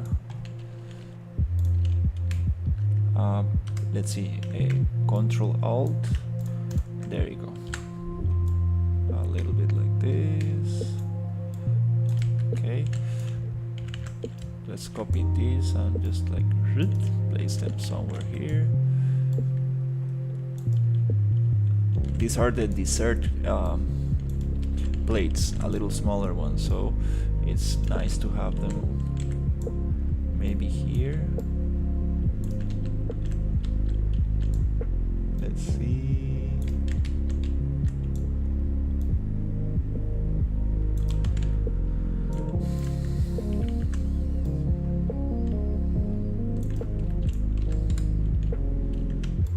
Yep, like that. Maybe copy this one as well.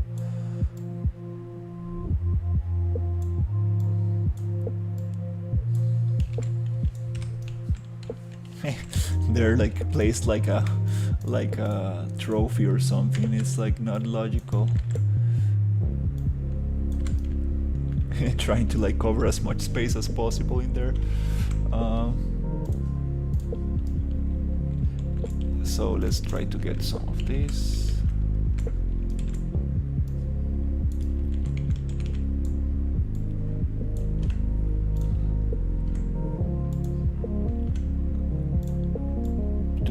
little bit more space.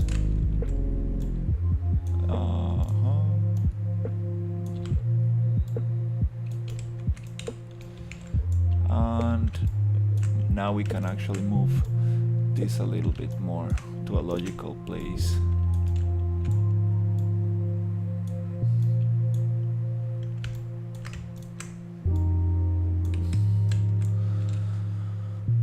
Okay, kind of nice.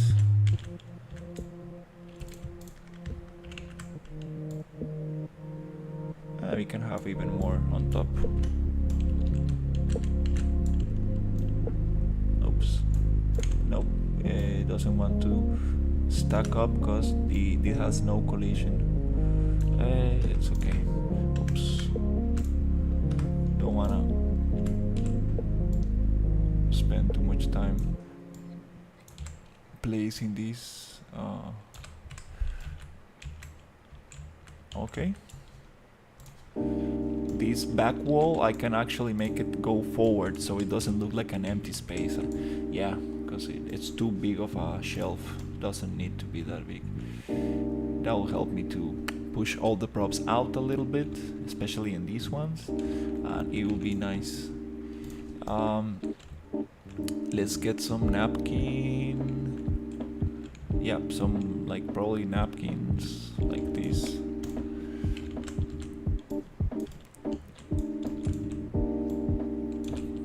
Just to like fill some space.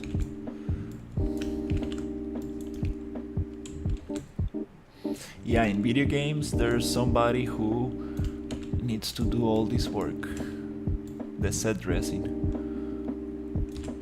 which is not an easy thing to do, like to make it like feel like really nice, like actually somebody's placed all this in real life. Ooh, you need to look at reference and actually go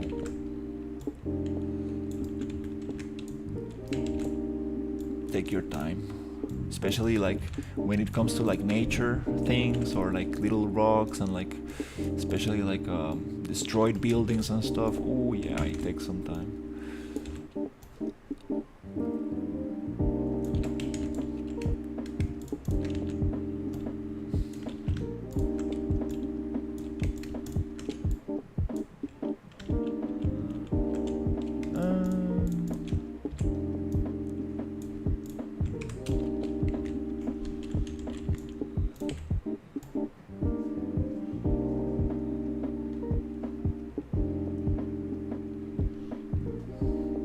Looks too messy. This is too messy.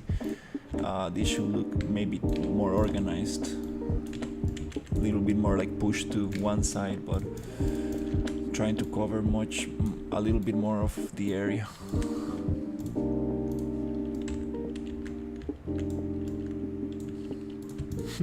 It looks like a museum kind of display. Yeah, everything in the center, perfect. I've almost completed my environment. Tomorrow I will upload. Nice.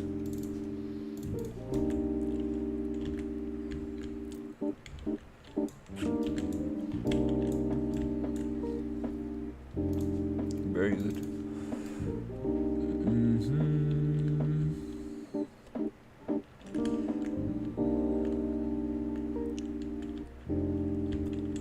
Underneath the cashier, I would like to have like some pens and like some paper notes and stuff like that. This is like the office area a little bit, so I don't want to put like food items underneath here. Yep, this is kind of cool. I feel like it looks nicer. Still have some space to cover, but I don't really know what to place in there. Let's see.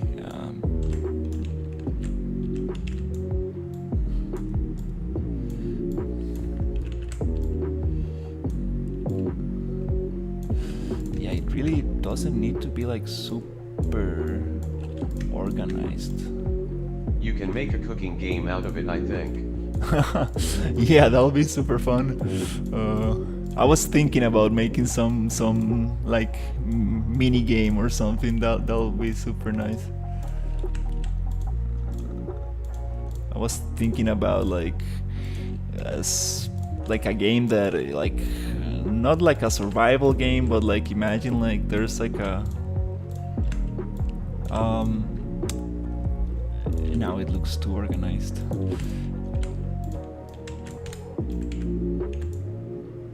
Now it looks like placed. Ask Briggs. Yeah, I was thinking of making a like a game that like the diner is like the safe place kind of thing, and then at night you need to go out and bring resources to the diner.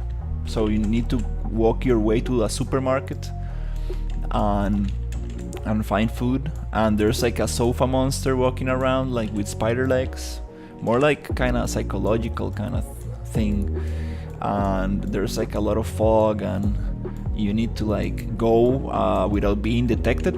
It's like a hide and seek game kind of thing, like Alien Isolation. I would like to like use as reference.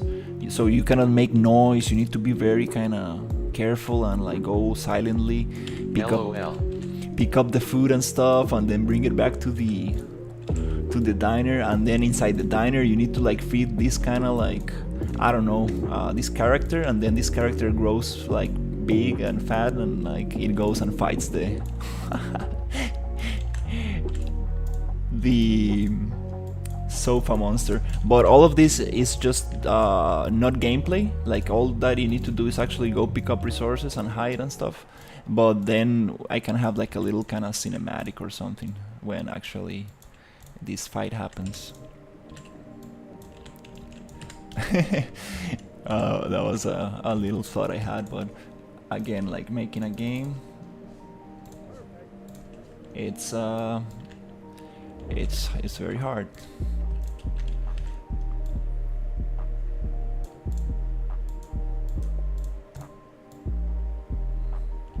Yeah, this, I don't like this kind of scattering stuff.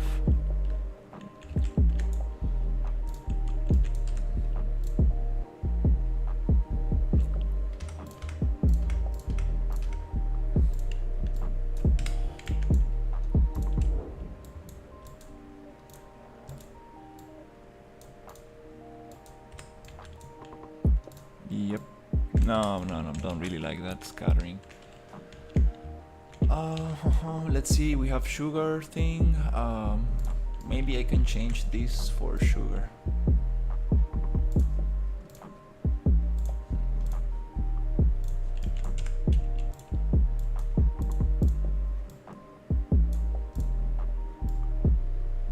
Maybe have it grouped in a little kind of, yeah, just grouped like that. Yep. That feels more natural. And this one can maybe be grouped like this.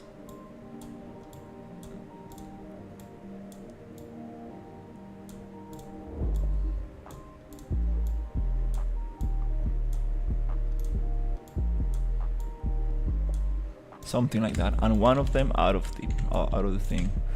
Then some rotation. Oops, some rotation to like give it like some randomness.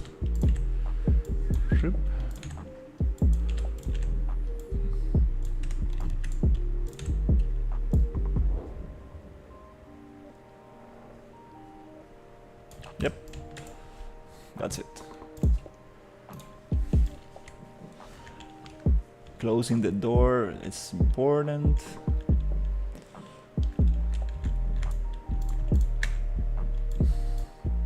I want to close these shelves, the lower ones, because too much space, and this wall is on the back, push it forward so it doesn't have much. I don't have much more space. It looks more full, you know, more full of things, more packed. It's just too disorganized actually. Let's try to just kind of like this.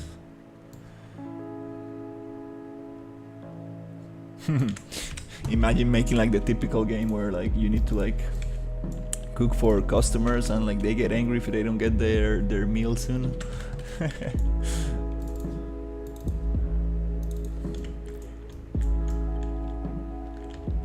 Okay, now it feels much nicer. Much nicer. And actually I can just go like this to add some of that there, and might as well just copy these plates and place them here just to add a little bit more things somewhere like here, and delete a cup. Great.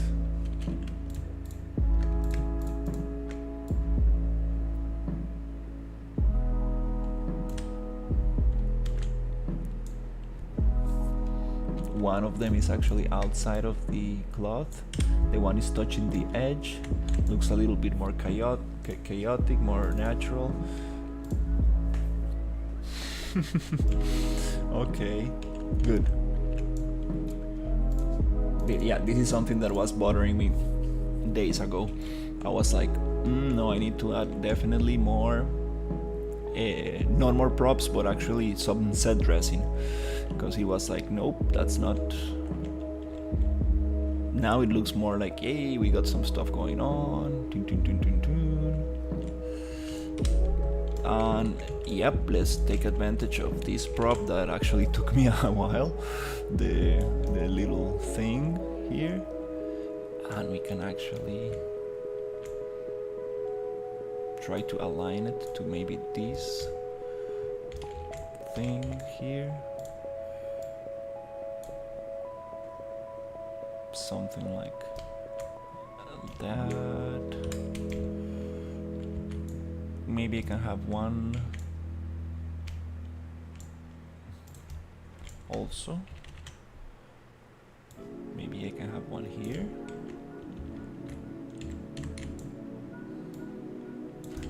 Too many power supplies, but it's okay. I'll then maybe erase some or think about it. Yes, that's cool. That's nice. Okay, now it starts feeling like more like a diner.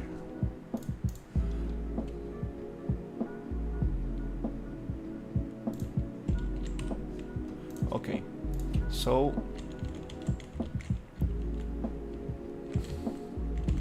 yep. Let's see what else we got.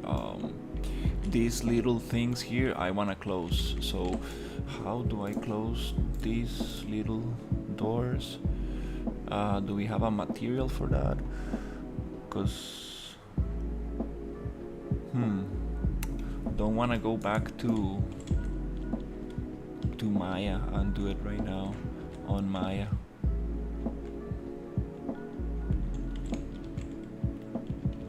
I would like to. I know I have a material for these. Hey, let's try it super quick and see how it looks like. Okay, so let's go to modeling box.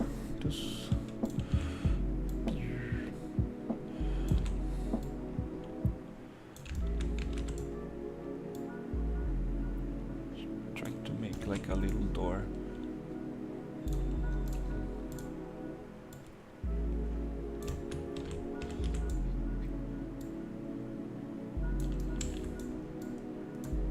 I go sleep now, see you tomorrow. See you, Nuclear.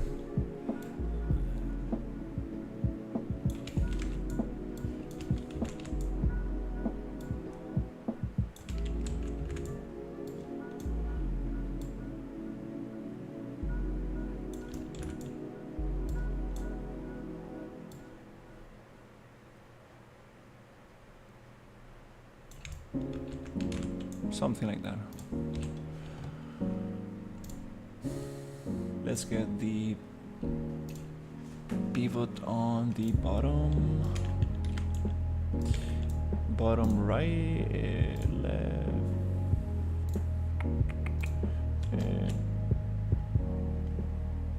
where should I get the pivot? Maybe in the corner so I can move this more easily. Yeah, and let's try to get the UVs, which is just project, box, proportional, and it's okay, something like that, just to have some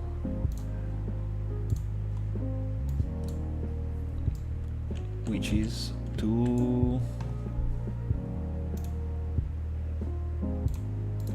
actually to repeat it. So let's just go with 100 by 100, which gives like nope, like we need bigger so we can see the texture a little bit. Let's try to match the texture a little bit better.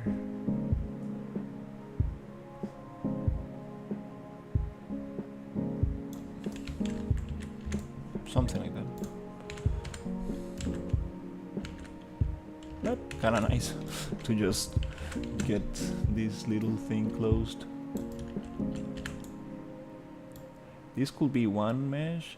I'm gonna... Ah, you see, they're different. Interesting. Yeah, I need to remodel this in Maya, but for now I just wanna see how it looks closed, which is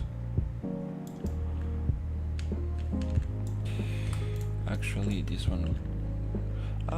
I think I'm just going to make one piece, which is model, edit, vertices, go here, and then just need to fix the texture, which is UVs, project, again dimension, and I want to scale up until I get something closer to the other one. Okay, kinda nice. We have that little locked, so no need to place things in there. Great, that's what I wanted. Yeah, it was... We can give it some handles and stuff so it looks like you can open it and stuff, place some things, maybe a little handle on the bottom so it goes like up, like those doors that go up. Yep, but that's much nicer. Oops. Let's see. Okay, now it looks so much better. Looks so much better with all these props just hanging in there. Looks more alive. Looks like actually I like this window. So cool. Okay, so I want to do the same here, just close all these lower shelves, because actually I'm not getting anything positive, and it's too close to the feet, so it doesn't actually make sense to have like footwear or anything like related to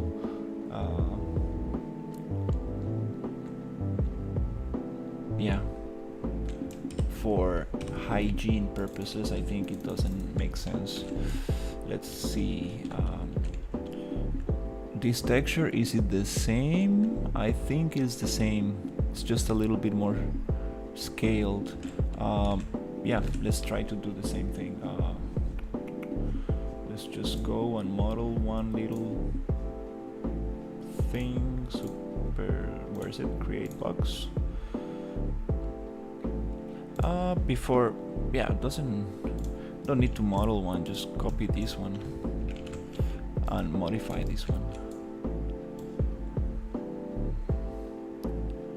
But before modifying, I need to duplicate it and make it a different instance, because I don't want to modify the one I made. Let's give it a little space like this, maybe. Yeah, this is not even beveled, I think. Just a little bit.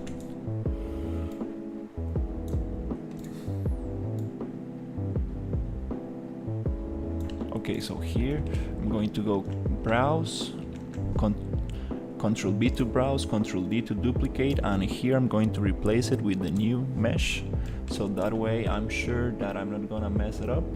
Model, poly edit, and try to just get these vertices to go in a bit, and here also to go in a bit, just a bit, like that. Get these vertices and close this up. Yep, close this up. I want this to just go in a tiny bit. Perfect. Okay, now we have our wall right there and here. Now I need to match the texture. For that I go to UVs, project UVs, box, reset, keep proportional dimensions, and here I just scale up until I get something similar to the other texture, which is super scaled, and that's not good, but let's try to match it. It has some scratches, more visible scratches, which kind of nice. For the feet area, it makes sense. The lower area to have scratches. So let's go like I think that's okay. Okay, good. Now we have that blocked. So much better. Ooh, this lighting going in there, like the sun is going through all these meshes. That's interesting. I need to check that. First thing comes to mind, it's light channels. Light channel 0. Let's go to directional light. It's 0. Meaning that if I come back here and put 1 and take 0 off, okay, I come back here and put 0, take off 0, put 1 on, 0, 1 on. That's better, much better. Okay, the same I need to do here. 0 off, 1 on. Does it affect the cupcake? Not really. Yeah, I was playing with the glass and I messed up the channels. Need to double check that, but it's okay. And the same with here. I don't want this to be affected by the sun, so let's go channel 1 and turn off 0. That's better. These ones can be affected by the sun. I think, yeah, they get some light from the sun right there. These ones not, so let's just turn them off. And these ones can get light from the sun. Let's say that they get a little bit. Okay, great. Let's save this. Whoop. Let's go. Okay, I need to close these two little gaps right here, so I need a new piece for this, which is just copy, rotate with 45 degrees, snap, then go like this.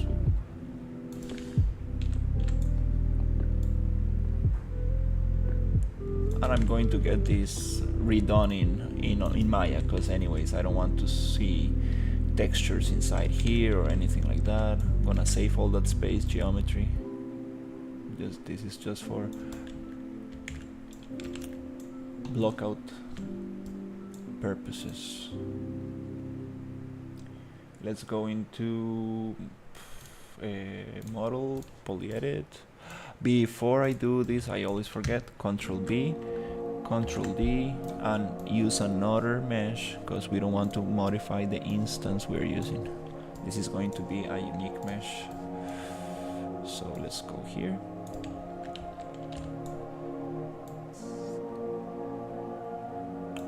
Just a tiny bit. Go up just a tiny bit. That's good. Okay, now we didn't modify anything else. That's great. That's great. let's get the texture fixed. UVs, project, box, reset, default, proportional, go big. Try to match the texture as much as possible. Something like that. Okay, and now we close the other one, which is like here.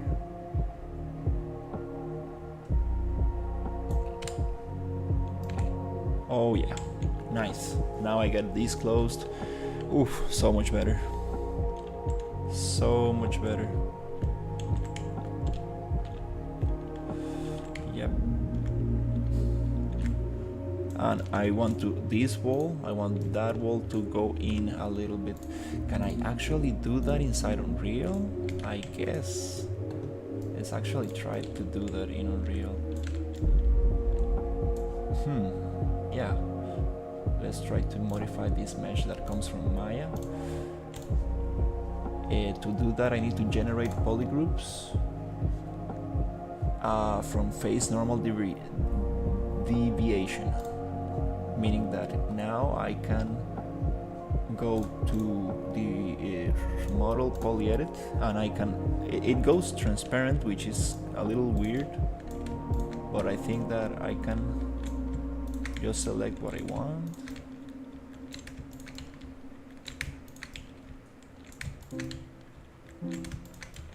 And I think I have, this is another face, it's not the other face. And I think I can just go and close this space a little bit more, like this. Let's see what happens. Yes, perfect. The visualization was super weird for the modeling, but it's okay. We got that space closed, meaning that I can get more props looking more natural, because it was too big of a space. And actually this jar is too big, it might fall off. Let's put it somewhere there. I think it's okay, just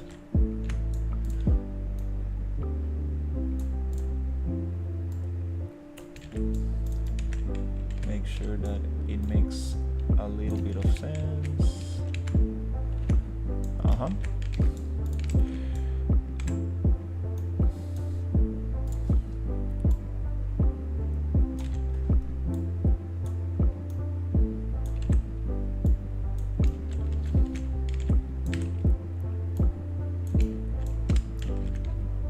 This is in the edge. Wow.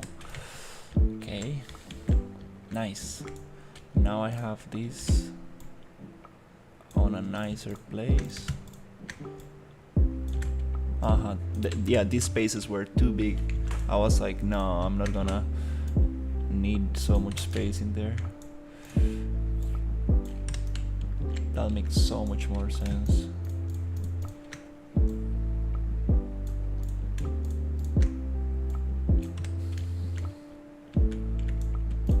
This can be actually more organized. Yeah, no need to actually have them scattered like that. Yep.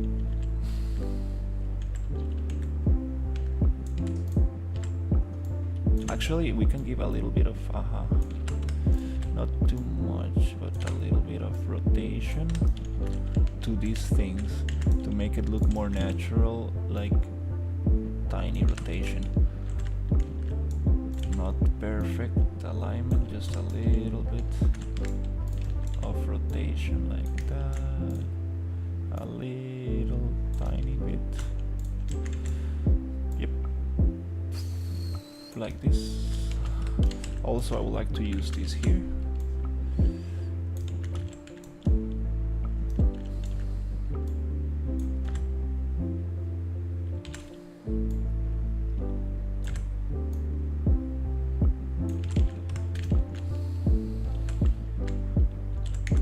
Too much.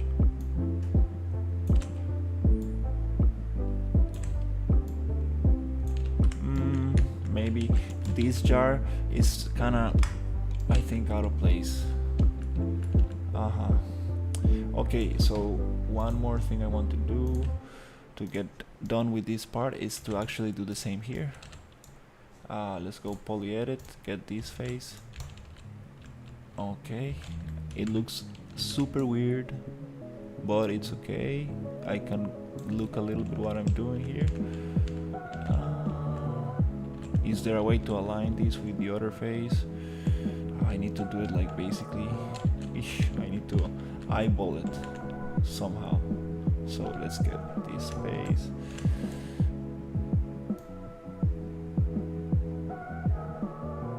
Maybe like that. Let's see. Does it feel like it? It's like a square actually. It kinda does. I think it's a little bit wider. It's okay. Okay, and then let's try to get this other one. Yes. Oof. Let's go like this. It's almost like a square, but a little bit bigger. Like, actually, oof. I want to get faces. I want to select this one. Just a tiny bit. I don't know, like, yeah, I don't really. That's better. Okay, so now everything feels more crowded, nicer. Yes.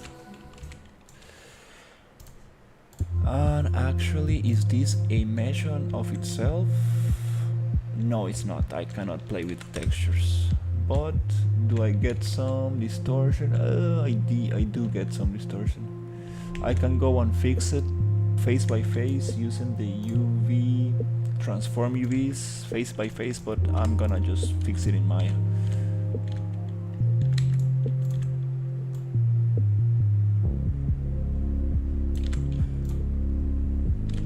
Undo it properly because this counter is gonna be redone anyways. I need to add more loops and change materials, UVs, everything. Add some bevels because it's super sharp, yeah, in some places. Okay, so I'm happy with this. This was bothering me like for days, and now I finally got to it, which is actually something that will motivate you to continue your projects, just fixing the hard things or the things that you are kind of lazy about. This, is it me or is it too small? This little thing. I think it's too small. These are like probably too big, but good enough for a shelf. Yep, I think I'm gonna change this as well. Can I get it like a little bit bigger? Just like this. Okay. Let's see. And also the color. I don't really like the color. I would like it to be more like light brown. Let's see.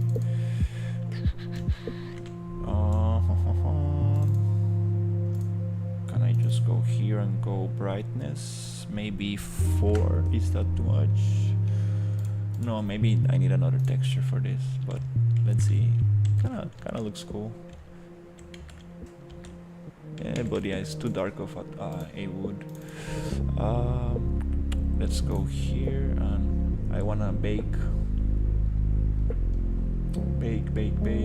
the scale, just scale, which will make everything super big, and I just need to go and try to get it to the proper height, which I can just copy from here, which is this one, and just paste it.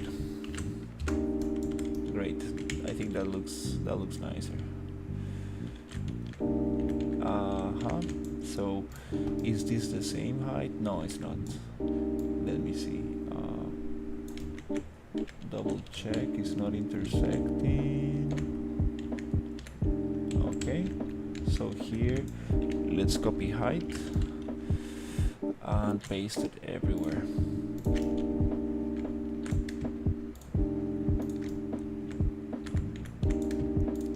Right here. That's it. Good. It's much nicer. Still want to get like proper cloth for this. Let's go.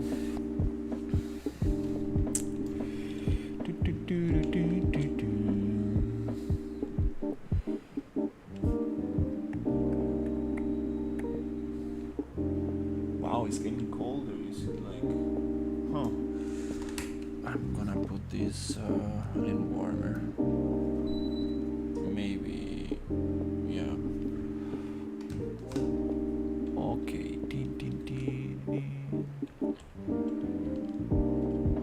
Okay, we got some power outlets.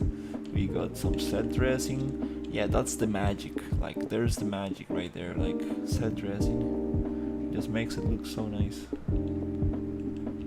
Set dressing, gives it like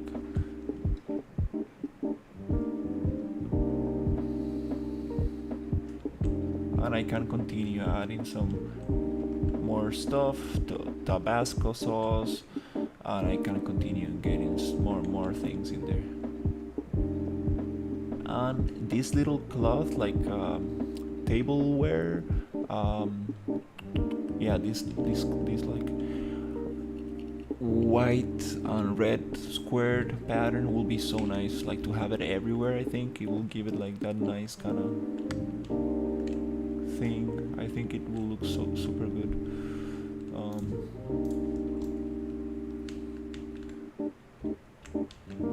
Maybe not everywhere, but yeah. Okay.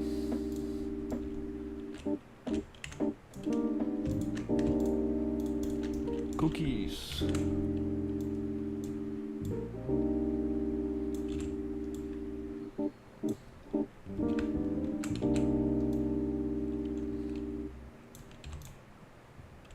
T for transparency, rotate. How can I increase my modeling skills?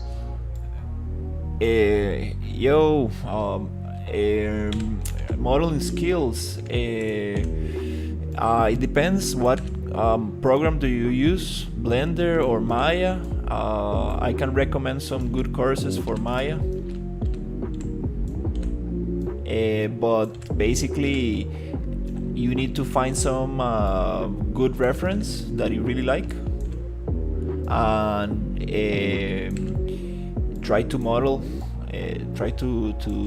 more, and look for tutorials every time you get stuck and stuff. Try to look for tutorials on specific tools and stuff like that.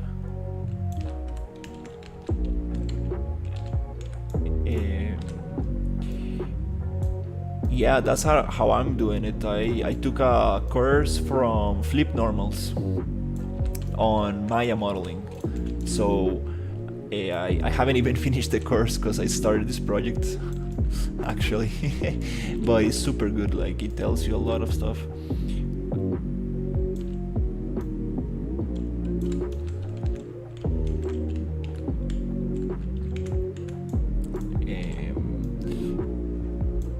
Actually, this whole project I got motivated to start this project because I wanted to make like a jukebox, this music machine here, and then it took me a while. It took me like 3 weeks to do this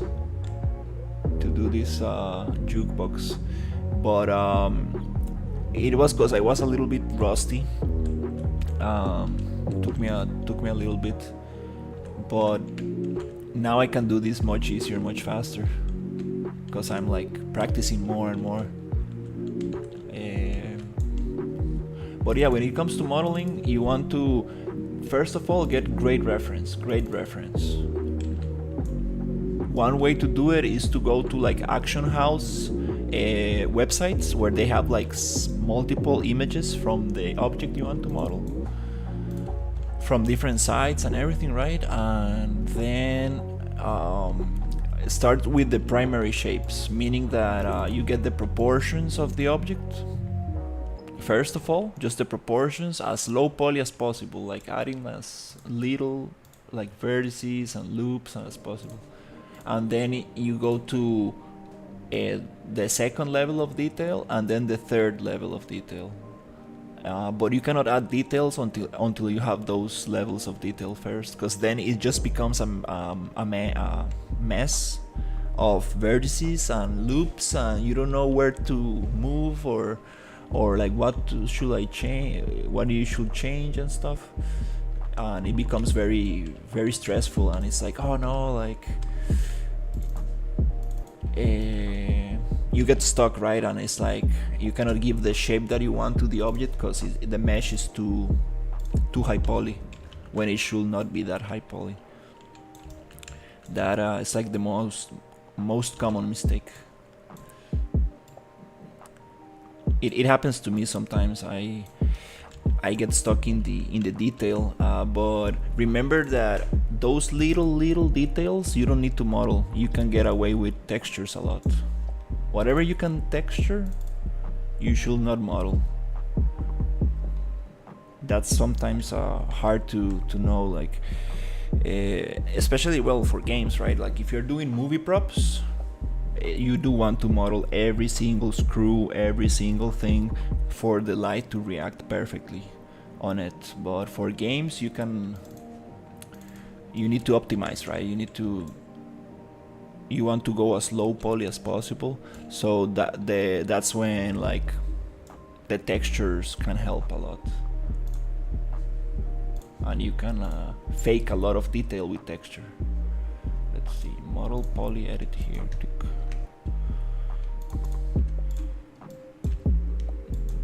That's why I like texturing a lot. It's super cool. Oops. Oh, messed up. Okay, save right here, save. I want to change let's see, go B, D, get this one here, poly edit. But yeah, in YouTube there's this website called Flip Normals. It's super great for modeling. You can find some very good tutorials. If you're doing Blender, you can do the donut tutorial. If you're starting out, like the donut tutorial is super great to get into Blender. And Blender, it's super good for it can do a lot of stuff. And if you get some add-ons for Blender, it can like actually be a super competitive program. Let's see, I want to change the UVs.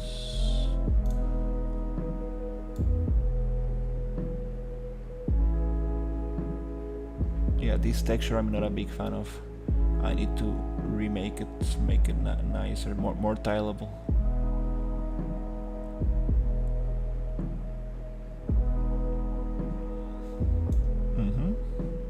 Something like that. Okay, let's go here.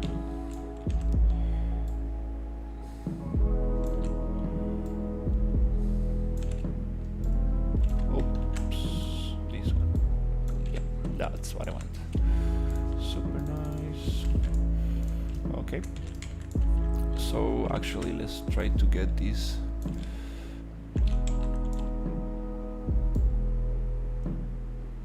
Kinda like this thing to be everywhere.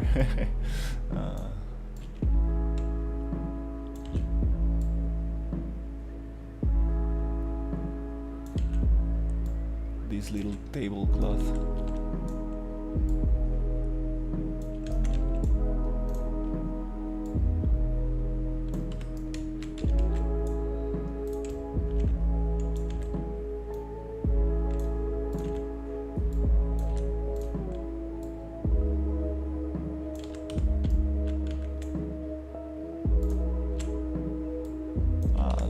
something like that.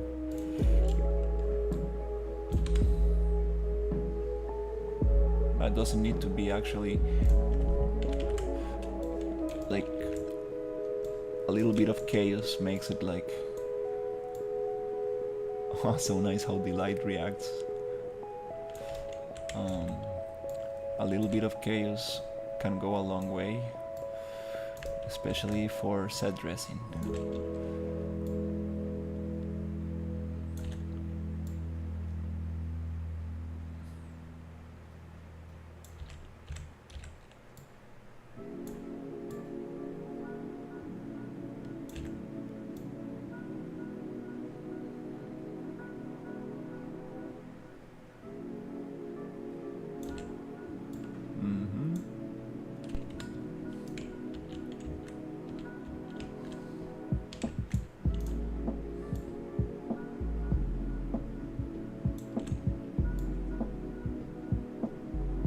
It's okay. It's okay.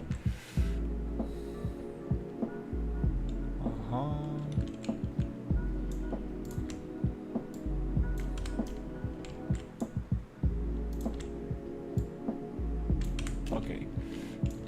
That's nice. We got this here.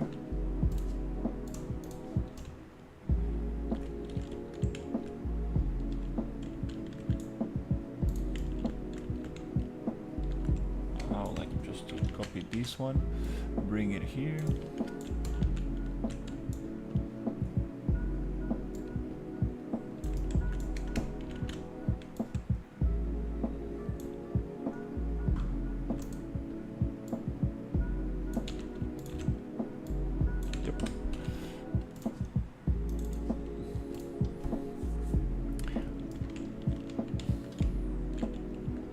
Oh yeah, much nicer.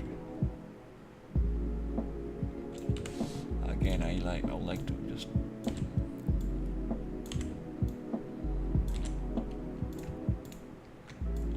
move this a little bit. Move this a little bit. Like that.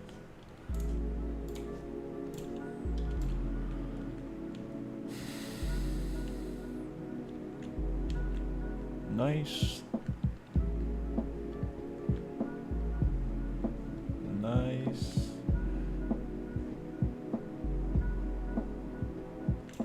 I think I can like even place these a little bit closer. Like group them a little bit. That looks kinda cool.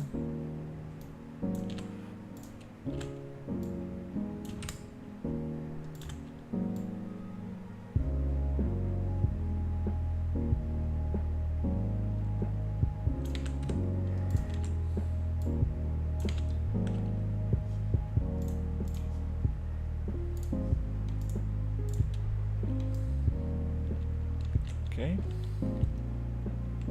Nice. Let's see what else. We got something here. Oh, that toaster. Oh, it took me some time. It took me some time, that toaster, but I got him. Not perfect. Still have a little things to change. I want to like correct some little shading that happens, but from this distance it actually works very nice. Very nice. I need to remember that not all props are going to be close-up props. Always try to think about what's the distance from the camera. Very important. Very, very important thing.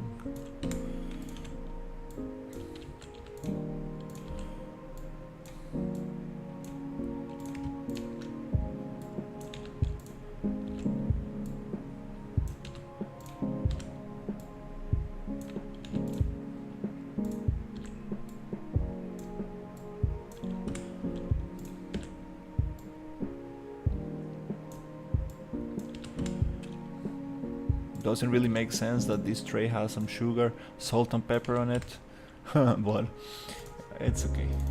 It's okay. Let's check this side, and I think, yay, cookies. these cookies need to be scattered with physics, so they actually look like they're falling down and actually placed correctly.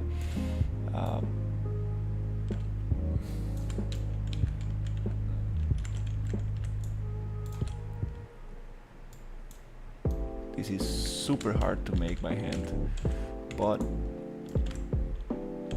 this cookie here, I think, should I keep it? Maybe. That's okay, that looks nicer.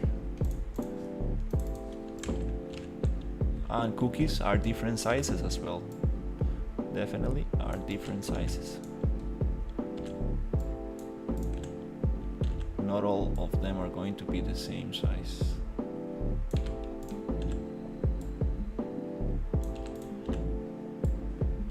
Oops. Oops. There you go.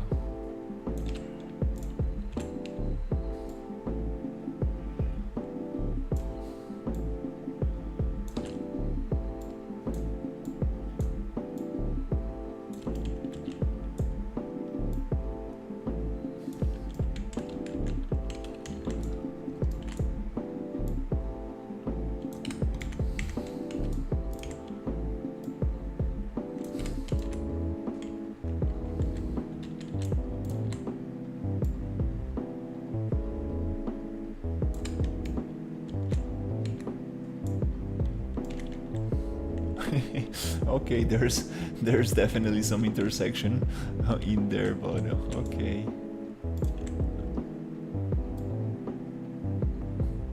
And I would like to rotate them, but I would like to rotate them from world. Yep.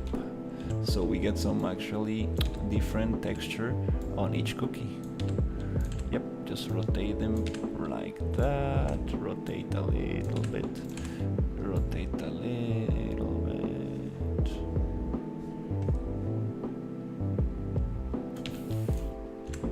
So it doesn't look like it's the same mesh as much as possible. Alright, that's good. That's good, that's good. That looks interesting. This thing here, a little bit down.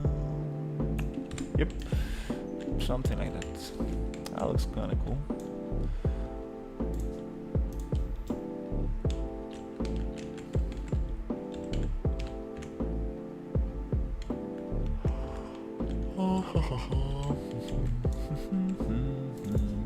Some more cookies need to be placed. This looks too gray. Yeah, I need to make that a little bit, change the color a little bit of it.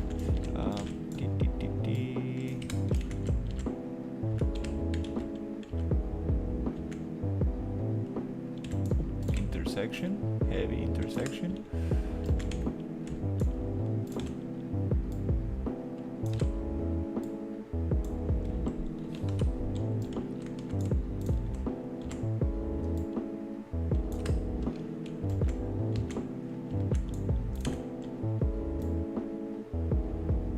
Oops, what's going on? There you go.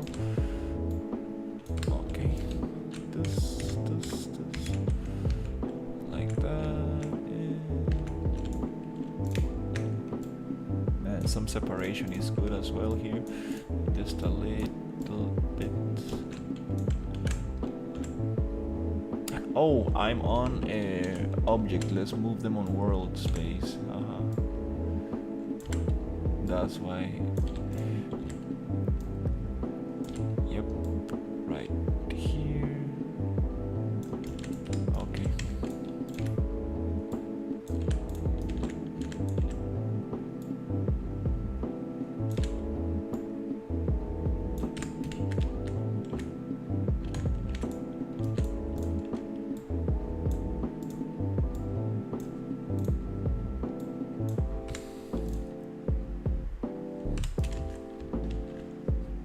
Okay.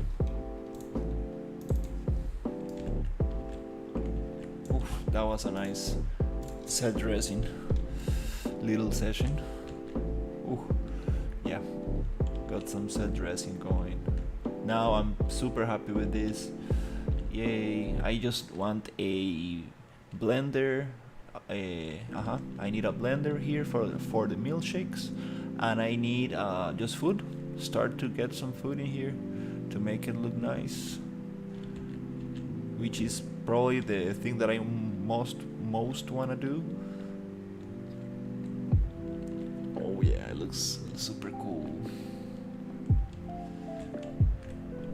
Just that set dressing right there really adds a lot to the place.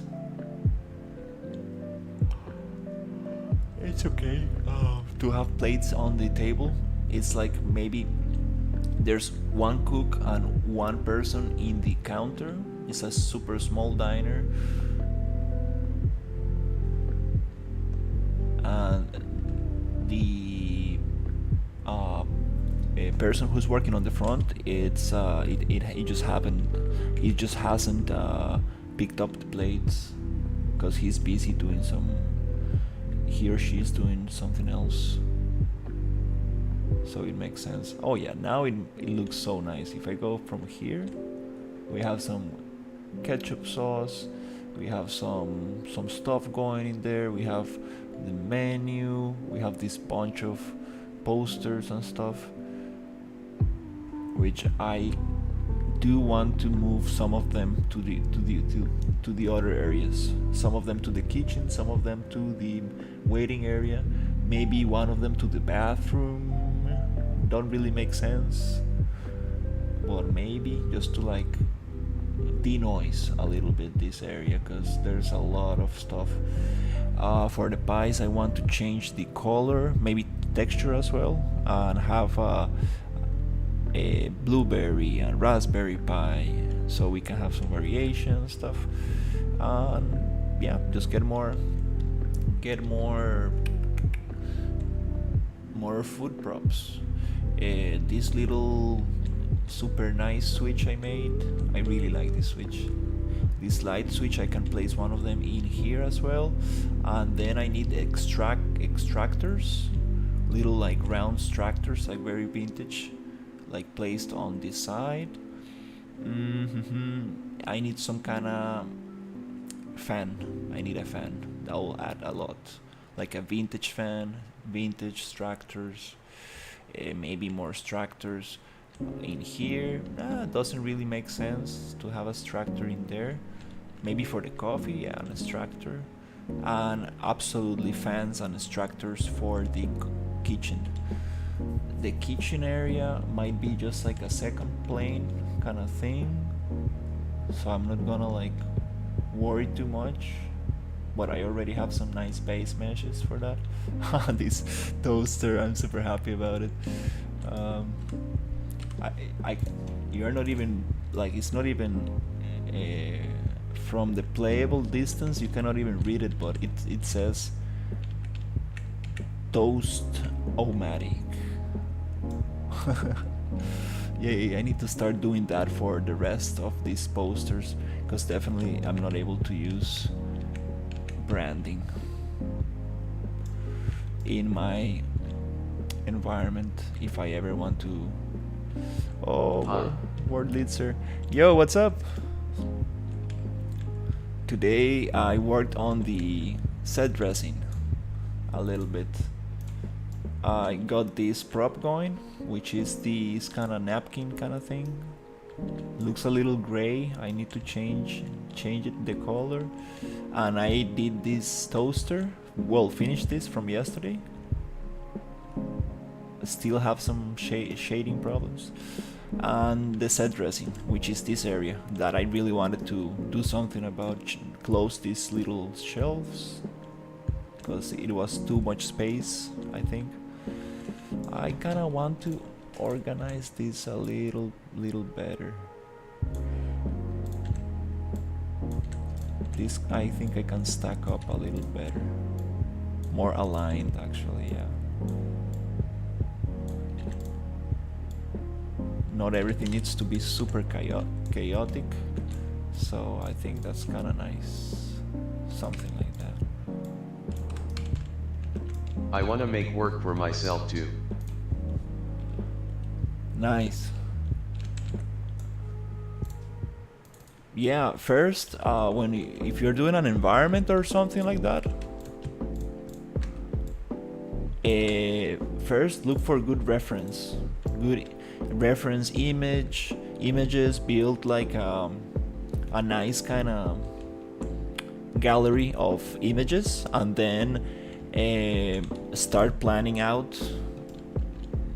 Oh, I need some letters for the chalkboard here. That will be super cool. And some magnets for the thing. So yeah, first just gather reference and get motivated on what you want to build. I don't know if it's a prop or an environment or a character. Just like try to gather a reference for it, and then you can start planning out what do you need and stuff, and that way you have like a better plan, because it's super hard to do stuff without reference. That used to happen to me a lot. I used to just do environments without any reference, just like using marketplace assets like free stuff that Unreal gives away. The results were not great because it was not actually based on something. It was just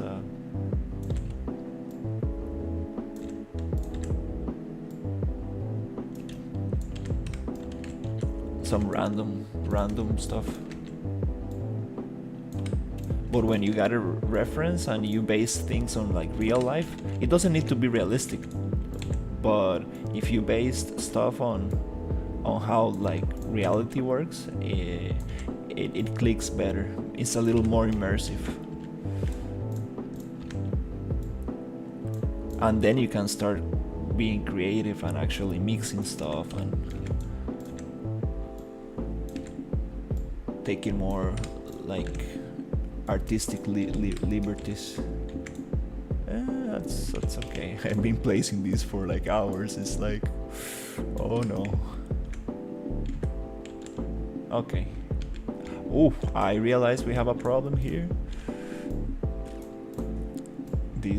I closed this little wall to make it a little smaller because I don't want to have this. I don't want to have much space. Did you have stream where you making modern material?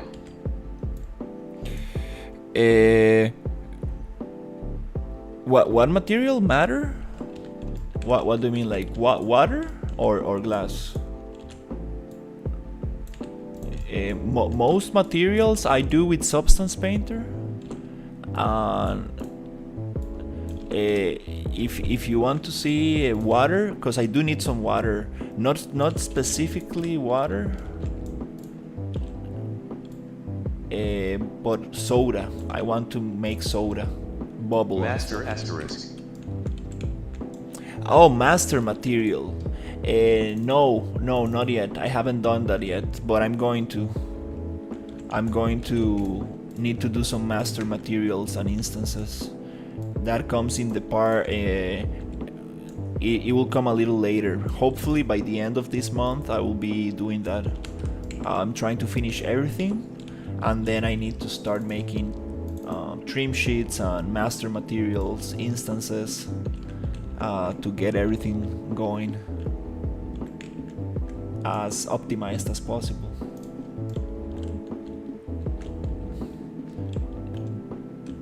This pie could use a master material and then get variations and stuff. There are many ways to do that, but also I want to do some other interesting materials for the soda. I want like a bubbly soda, like this kind of glass right here. I want to get that kind of thing on the glass. That'll be interesting, like the how do you call it, the drops, like the water drops outside the glass when like it condensation like from the ice and stuff. That'll be super cool to make. Maybe too much detail for a little glass, but that'll be so nice, like floating ice and stuff and like little bubbles. That'll be super nice. And also for the coffee, I want to make some mugs that have coffee on them. Maybe that doesn't need to be animated. Maybe like a steaming coffee. That'll be super cool. Yeah, like some cups that have coffee like steaming. And also the word lizard will have like these tubes right here. They're supposed to be water tubes with bubbles and like light changing colors. So these tubes right here, I want to actually make a material for them that actually looks like RGB changing colors and bubbles going up. That will definitely like make it super nice. The word lizard, and then like I need to make this emissive. I think it is emissive. And then here, You use second UV channels here? no, I haven't used second channel UVs, which is a great it is a great workflow for sure. Actually, this character, like the Unreal default character, it uses second channel UVs. I think that's very interesting stuff. I can get some variation for props, and I can give some dirtiness to the floors and stuff, and that's very interesting. I will definitely look into that. I haven't done much of that second channel UVs. That should definitely be super cool. Let's see.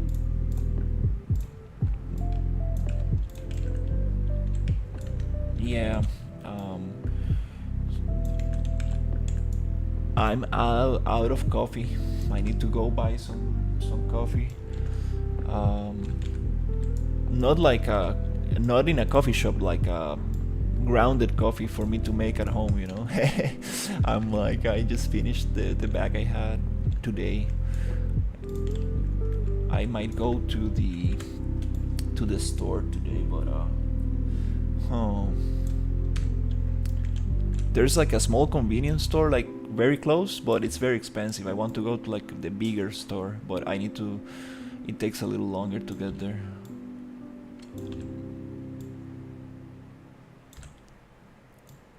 Need to make a list of what everything I need so I don't forget, because it's a little far away. Let's see.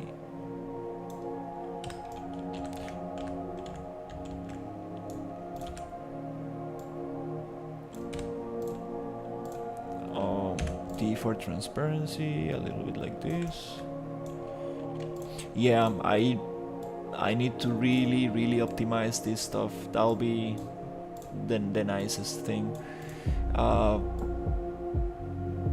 trying to like give it like a nice visual look for now. I'm trying to focus on the visuals as much as possible. Like when it comes to topology, I'm really trying to go low poly as much as possible on the props. But for example, this metal right here, this thing right here, and this prop right here can be only one texture, like a trim sheet, so I can get all these things together in one single texture.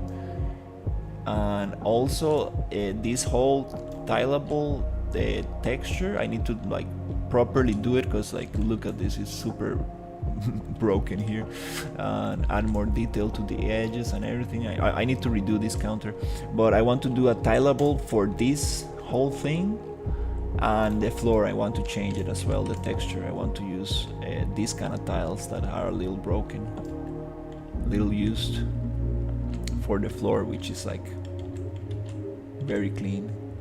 So that's some of the things I have in mind for optimization. Also, this is just one geometry, so I want to make it modular. I want to like break it here nicely on Maya so I can snap it,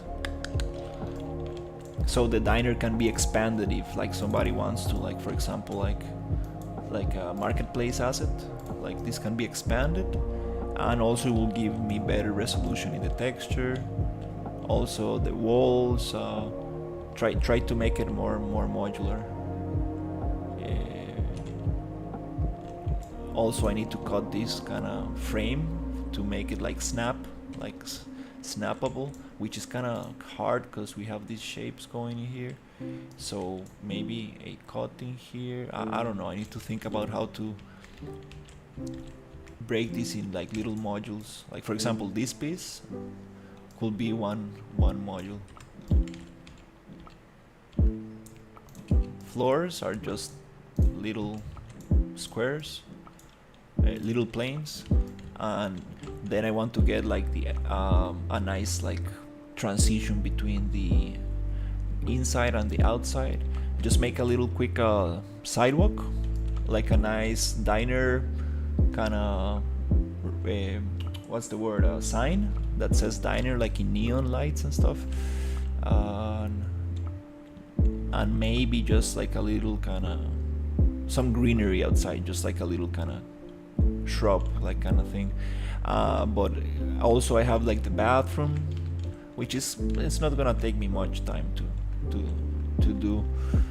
This little window here, and the administration office, which has a safe box, telephone, and lamp, which is gonna be vintage, and the locker, a nice desk and a drawer and a chair. So this might take some time, but it will be so nice to add this to the diner. Maybe a little plant in here, I don't know. You use designer for making tiles or painter? Oh no, these are just the free textures online. I've used designer before to do some sci-fi textures, but it takes a long time to actually get something nice in designer. Takes a while, so I'm not using designer for this project. Maybe if I really need to, for like the tiles could be a nice thing to use designer for. There's a lot of tutorials on it. Oh, you see like UV broken here and stuff, but not really. Yeah, I'm not really trying to get into designer for this project. It will take me some time, and I don't really have much time. I have like a month left to finish this environment, which I'm not sure I will be able to do, because there's a lot of stuff. But the kitchen anyways is like a secondary area, and I want the locker here, a little med kit here, and some extractors, fans and stuff. And I also like, I got most of it like blocked out in Unreal, so yeah, I'm not gonna add much detail here, but I do want to have it like at least like simple, so you can get like this secondary view from it. At least you can like see it from here. That'll be nice. But yeah, also the waiting area, right? This like gumball machine, like that'll be so cool to have.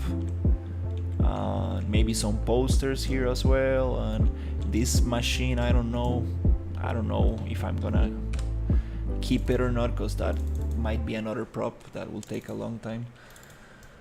So I need to be very smart how I'm going to use my time, because I really want to do the exterior. Just like a simple roof kind of thing, like the diner sign, little kind of sidewalk around it. Just so, let's say if it is like a big group, like a big prop, you can just place it somewhere, like so it's like placeable. So it's on top of like a little base, and that's it. No more, because I need to focus on optimization. But yeah, it will be very nice if I get to finish it, like if I get to like actually optimize it and polish it. That will be super cool.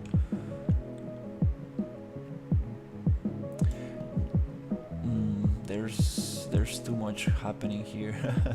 not a big fan of so much noise in the wall, but it's kind of cool. Oops.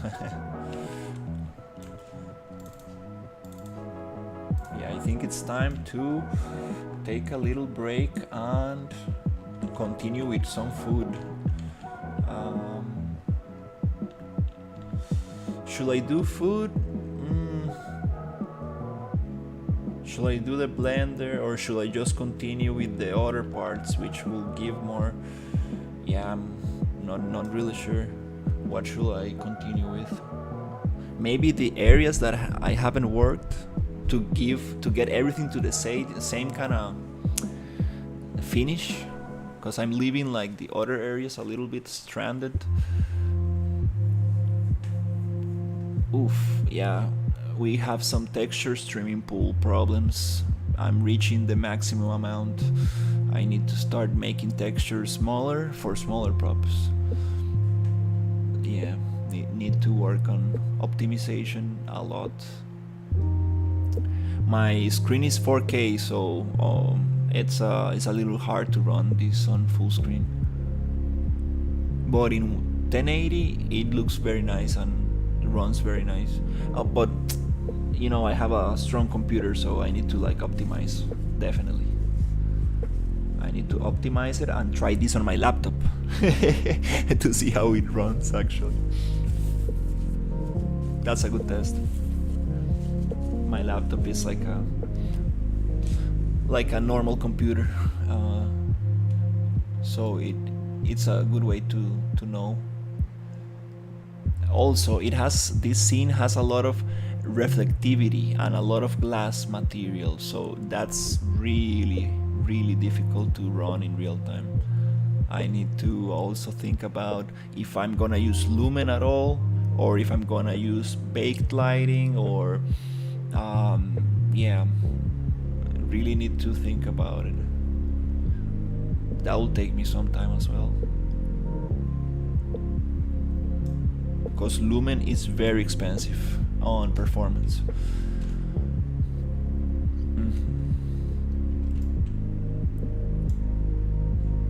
Yeah,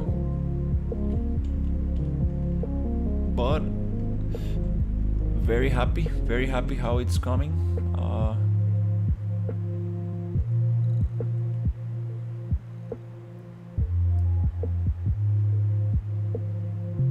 Oh, this is floating. Very happy with this little set dressing. This just adds so much to the thing, like so much little things, which are the same props but just placed somewhere interesting. Here I want like little pens and little paper notes underneath the cashier, so it makes sense, like a little kind of station for the cashier.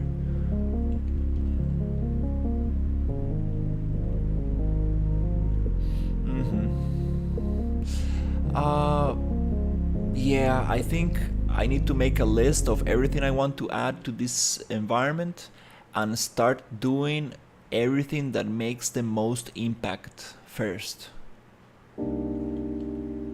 Yeah, I think that's the way. I cannot like start like doing like a toast or like a hamburger or like a milkshake or a blender. I cannot start doing all these little things, because it will add a lot, but I need to finish these other areas. I need to finish the outside of the environment, and then just keep on going with detail, I think. To make this for the biggest impact, the biggest visual impact possible. Meaning that I need to work on the areas I left behind, like these areas, which are going to be secondary areas. I'm not going to like kill myself, like go crazy with the detail, but I do want to have something modeled, something textured, not something super. Let's say they're not going to be hero props, and the kitchen will be more like a background kind of second plane kind of thing.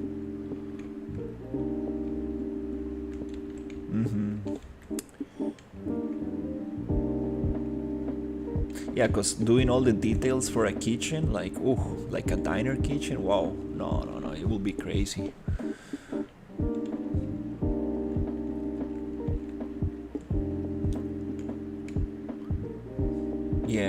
I think I went too far with this diner. Yeah, and I need to be careful not to dilute myself too much, because again, like, this area can still, like, it needs a lot of work still. Yeah, I need to try not to dilute myself. But yeah, I think that's going to be it for now. I'm gonna go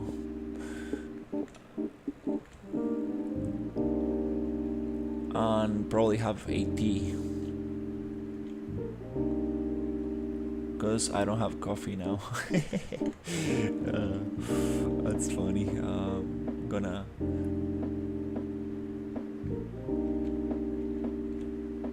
probably go to the store maybe.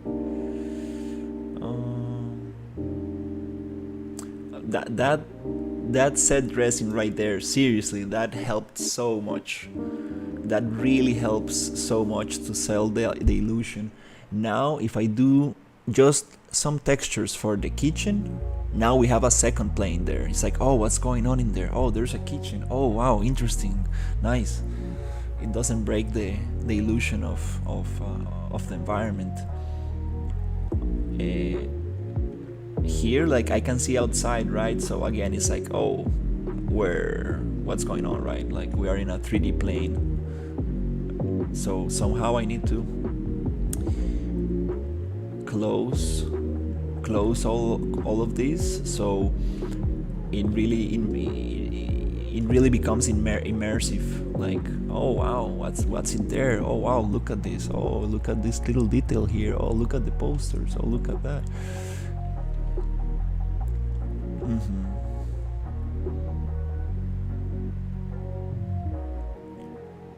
So much advertisement on the walls. That's too much.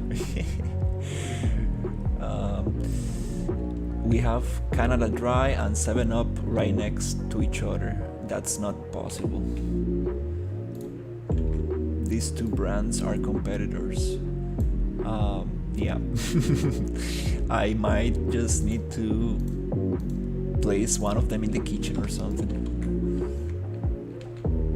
Also, Dr. Pepper and Coca-Cola are not the same company. Also, Pepsi Cola and Coca-Cola cannot go together, because Coca-Cola is like very how do you say it, like they don't let to, like, if a business buys Coca-Cola products, they cannot sell any other brand. Most of the time is how it works.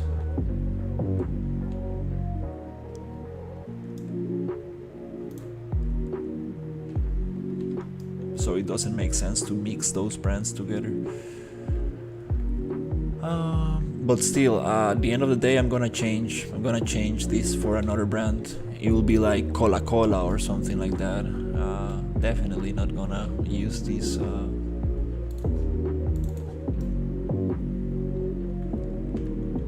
for a finished product. But yep, it's time to take a little screenshot. Always nice to take screenshots to see the progress. I like this top view a lot. For the flooring, I would like to get some different tiling. I've seen diners that have like this lining right next to the stools. They have like rectangular kind of little tiling to break up a little bit the floor, because it's too repetitive. That will add so much detail, like more, like it will be more believable and interesting to look at. Here in the corner, I don't even know what to place. Maybe a plant.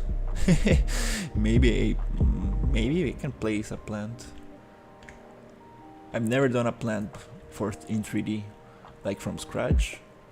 I've done one. Yeah, I did one time and it didn't look good. But now I have a better ideas on how can I make a plant, because I'm trying to make every prop here. Like, I'm not trying to use anything, any model from any marketplace, even though I'm using like textures from Substance and like these advertisements that are just like images from the internet, right? Even this painting I didn't make, but these are textures, so it's okay as long as I modify them a little bit. Okay, let's find it.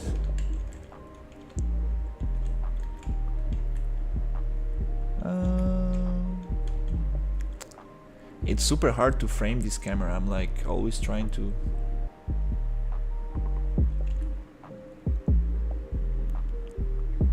It takes me a long time to frame it. Okay, so we got all of this going. Yay! Let's go. One screenshot. And let's go with another screenshot, which goes like this.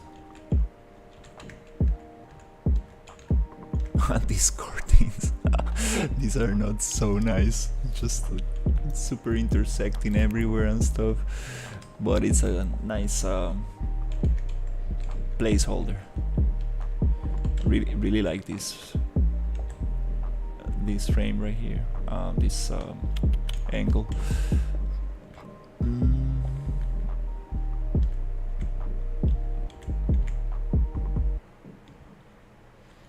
Oh yeah, and I will add some decals in the floors and stuff to make like some like contact shadows and more like add more detail to the thing.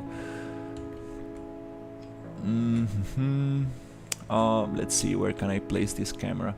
I want to see a little bit of what I did inside the thing here.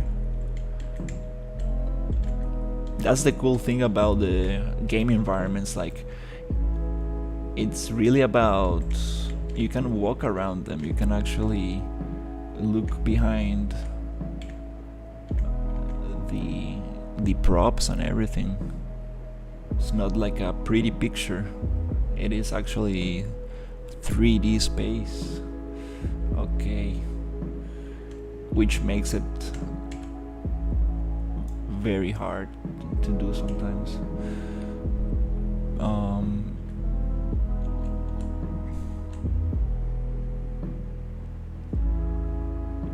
That's a nice little screenshot right there to get a little bit of what I did here.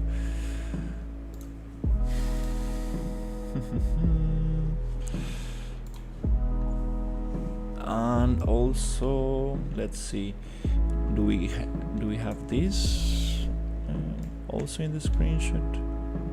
I think I got that from the other angle, right? Yeah, I think I got it.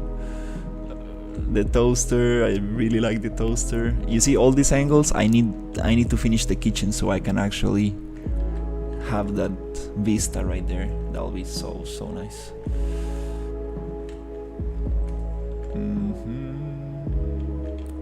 And I don't even know how I'm going to block this vision out. I don't know how I'm going to block it, but it would be so cool like to have something here to block this, like a background kind of, maybe even an image, maybe just a very simple 3D model, something like a parking lot around it, or something like super just like basic. Even like images can get the job done, just like a little image from something, so it doesn't look like we are inside Unreal Engine. Can you show wireframe? Yeah, look at this. Oh my gosh. It's triangulated, so it's kind of harsh to look at. It really doesn't show. Oh my god, yeah, it really doesn't show the topology of things much. There's a way to show shaded topology, to see the shaded thing and the wireframe on top. I know there's a way. There's an option somewhere. I remember one friend looking for that option, and he was like, "Oh, I found it! I found it!"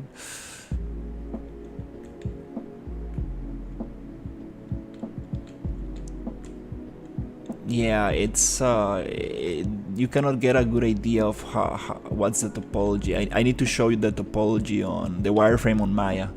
That way you can actually see the models, how they are constructed. But All mid poly. I will. It's hard to say, right? Yeah, I'm trying to go as low poly as possible.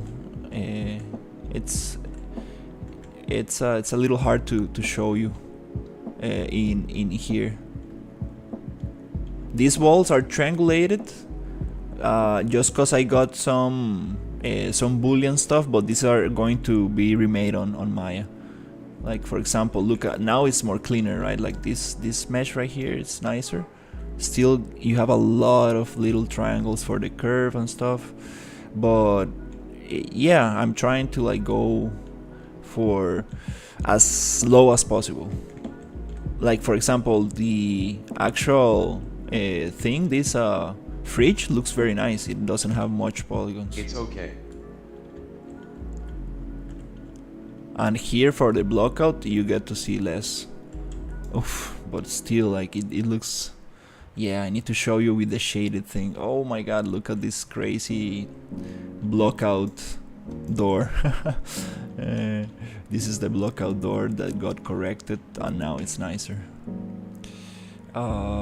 Yeah, it's a crazy look. Oh, look at these triangles everywhere. Well, that's a video game, right? Triangles.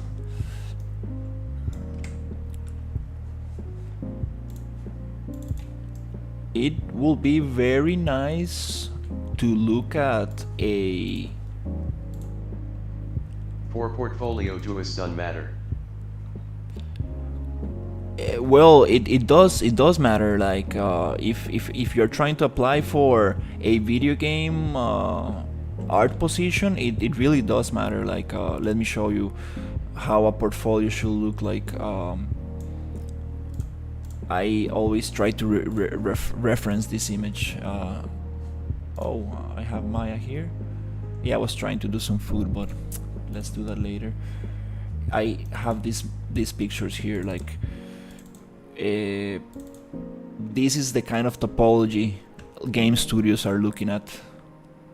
You need to show this kind of topology, like super extremely low poly. Like you see, like the comparison between the character, the Unreal Engine 4 character, and the environment.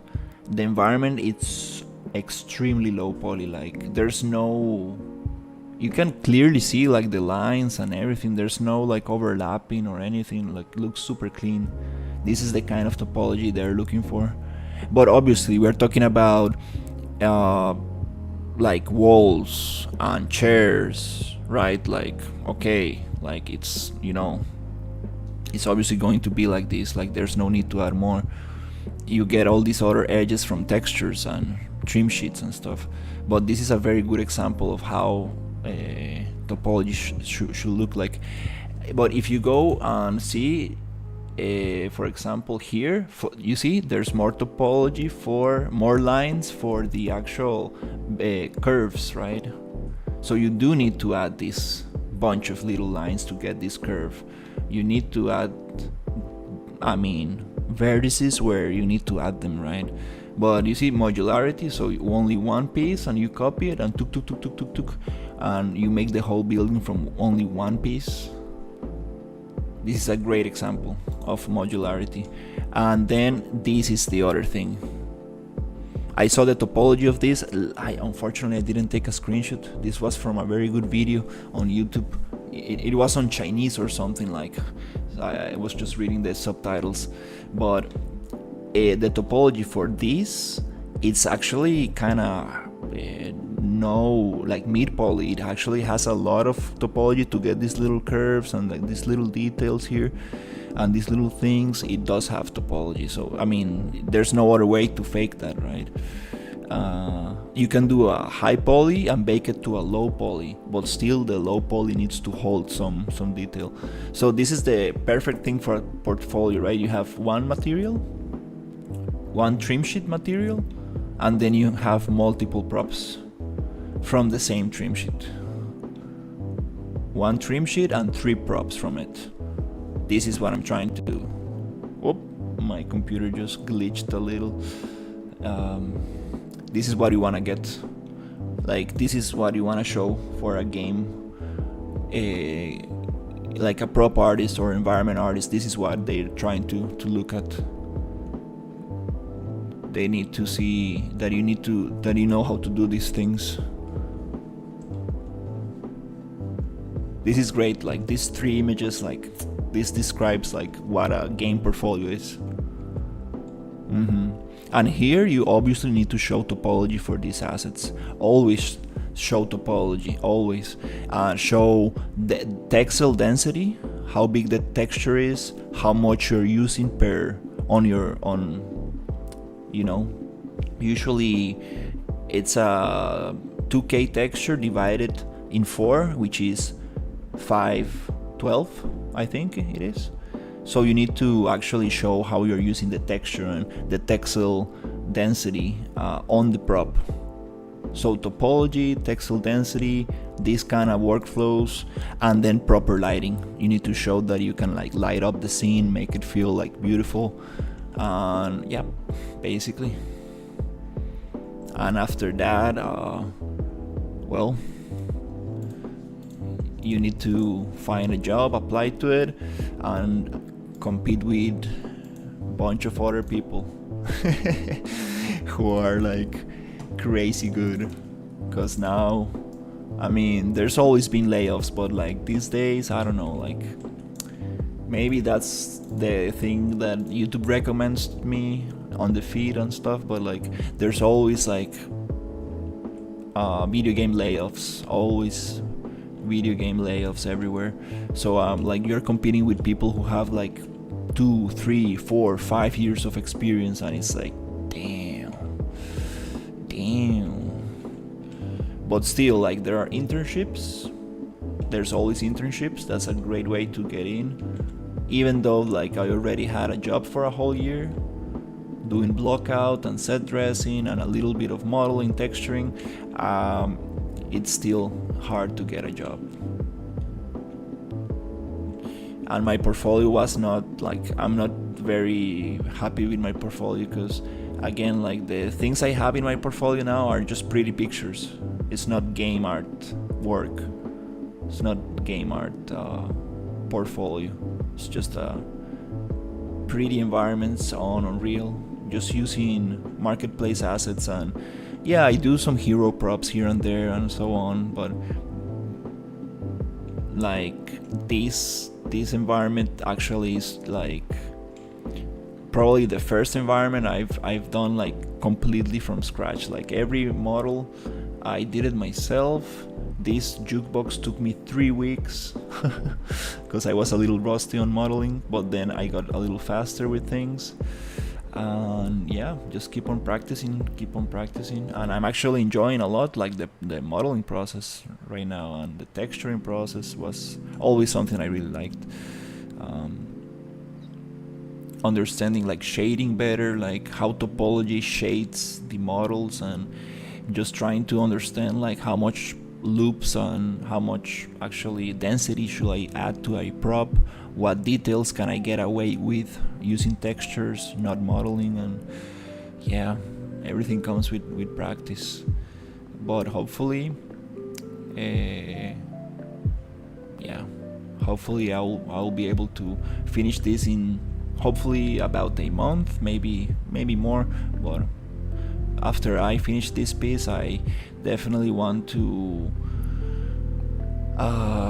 present it in a beautiful way and build my portfolio basically from this environment, because I'm not gonna show any of my older pieces. sometimes, like for example, my first job, they saw my portfolio, which was only one environment, two environments. They were like two environments in Unreal Engine, and I made photo scans for them, and I made one character for them. So they saw that and they were like, oh, that's very nice, that's actually the style, that's actually what we need for the internship and stuff. And then they asked me for more work samples, right? So I gave them more work samples and they were like, oh, that's pretty cool, that's not exactly what we need now for the job, but it's good that you can show us that you've been doing 3D for like a long time and everything. So they really like the other stuff I have made. And yeah, I got an internship, then a job, and it was super nice. But yeah, really want to see if I can get like a prop artist job. Yeah, I would like to make props, but I'm still not there. I need to like get my modeling skills up. I need to get better at ZBrush, get better at the whole thing.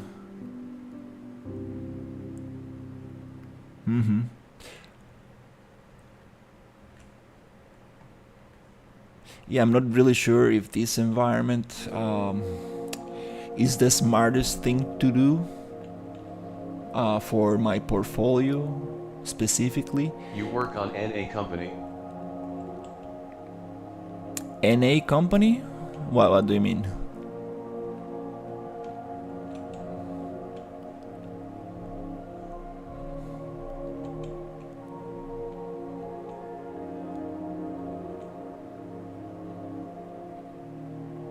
I'm very bad with acronyms.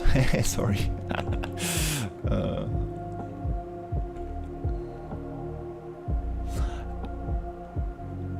I worked for an indie studio in Berlin. US. No, it was in Germany, in Berlin. Remotely, I got a remote job. I worked for about a year, and then, well, my contract ended, and basically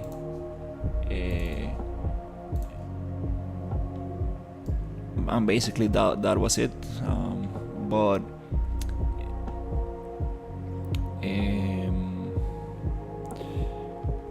it was a very good experience. I'm very happy with that.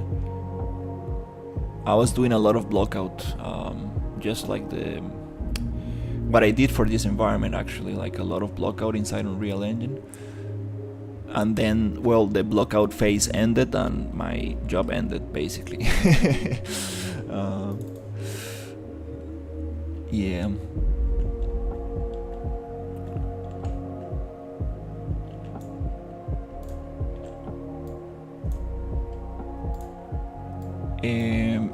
But it's nice. It's actually nice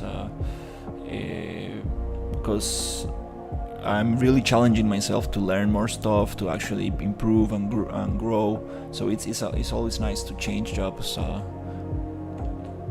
It's been a long time since I've been like looking for a job, but I applied like maybe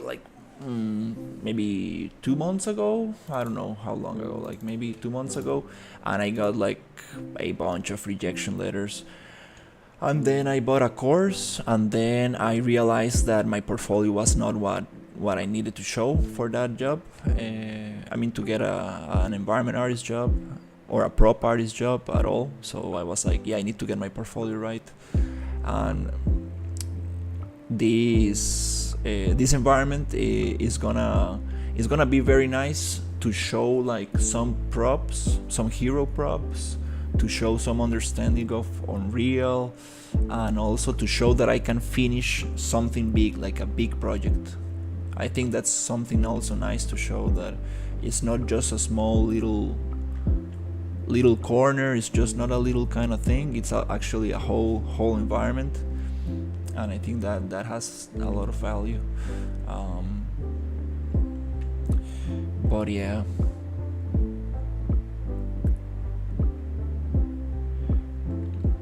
Sometimes you get like negative thoughts in your brain, like, oh no, like I'm not really sure if this is good enough, or I don't know if this is gonna cut it and stuff. But either way, I'm improving, and I can definitely feel that I'm improving, and it feels very nice just to like get good at modeling and doing the whole thing from scratch, because it's like I can actually do whatever I want. Like it's very powerful, like to have that skill. Like it's like, oh, I don't need to rely on any marketplace, I don't need to rely on any Quixel assets, I don't need to rely on anything. I can actually create props and environments from scratch. That's super cool. Like, wow. If I need to go scan something realistic, I can go scan it with reality capture, and if I need to model something or sculpt something, I can do it. I'm not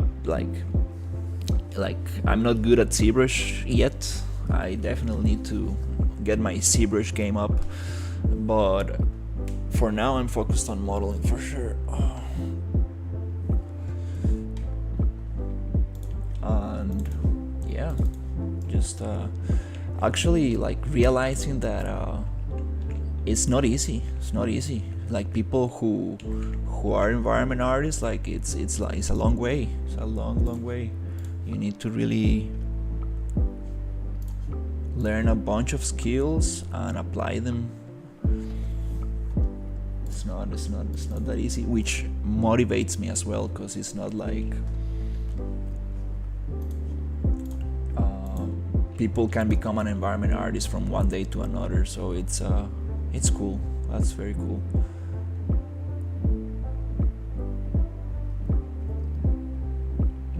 And I might even do another internship just to get more experience and connect with people and stuff. I really like indie games, indie studios, because you get more of a say. You can like your decisions matter more, right? In a small studio. In a AAA studio, I haven't worked in a AAA studio, but it's just a very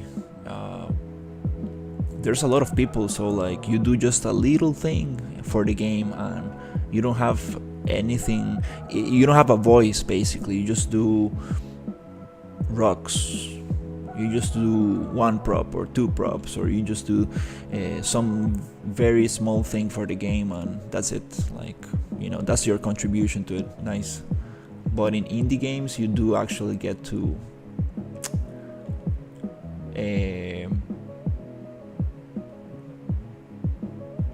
actually be part of the decision making in a way, right? It's like, oh, what if we do this environment with this little variation? Oh, what if we add this to the environment? Or what if we like use this kind of thing? And it's like there's less a hierarchy. There's a smaller hierarchy, so you're closer to the art director, you're closer to the actual producer, or like the actual boss, like say like the head of the game. So it's nicer. Like your decisions have a bigger chance of being heard, right? But I would definitely like to have that AAA experience, to see how actually like a big company operates and actually how everything works, because like you only hear stories and watch like talks about it and stuff, but actually it will be nice to have that experience. Alright, so that's it for now. I think I'm gonna go take a break instead of walking in this environment for hours, which is nice. It's becoming hypnotizing. That's what I want, like immersive. I wanna make it like a nice place to walk around. um,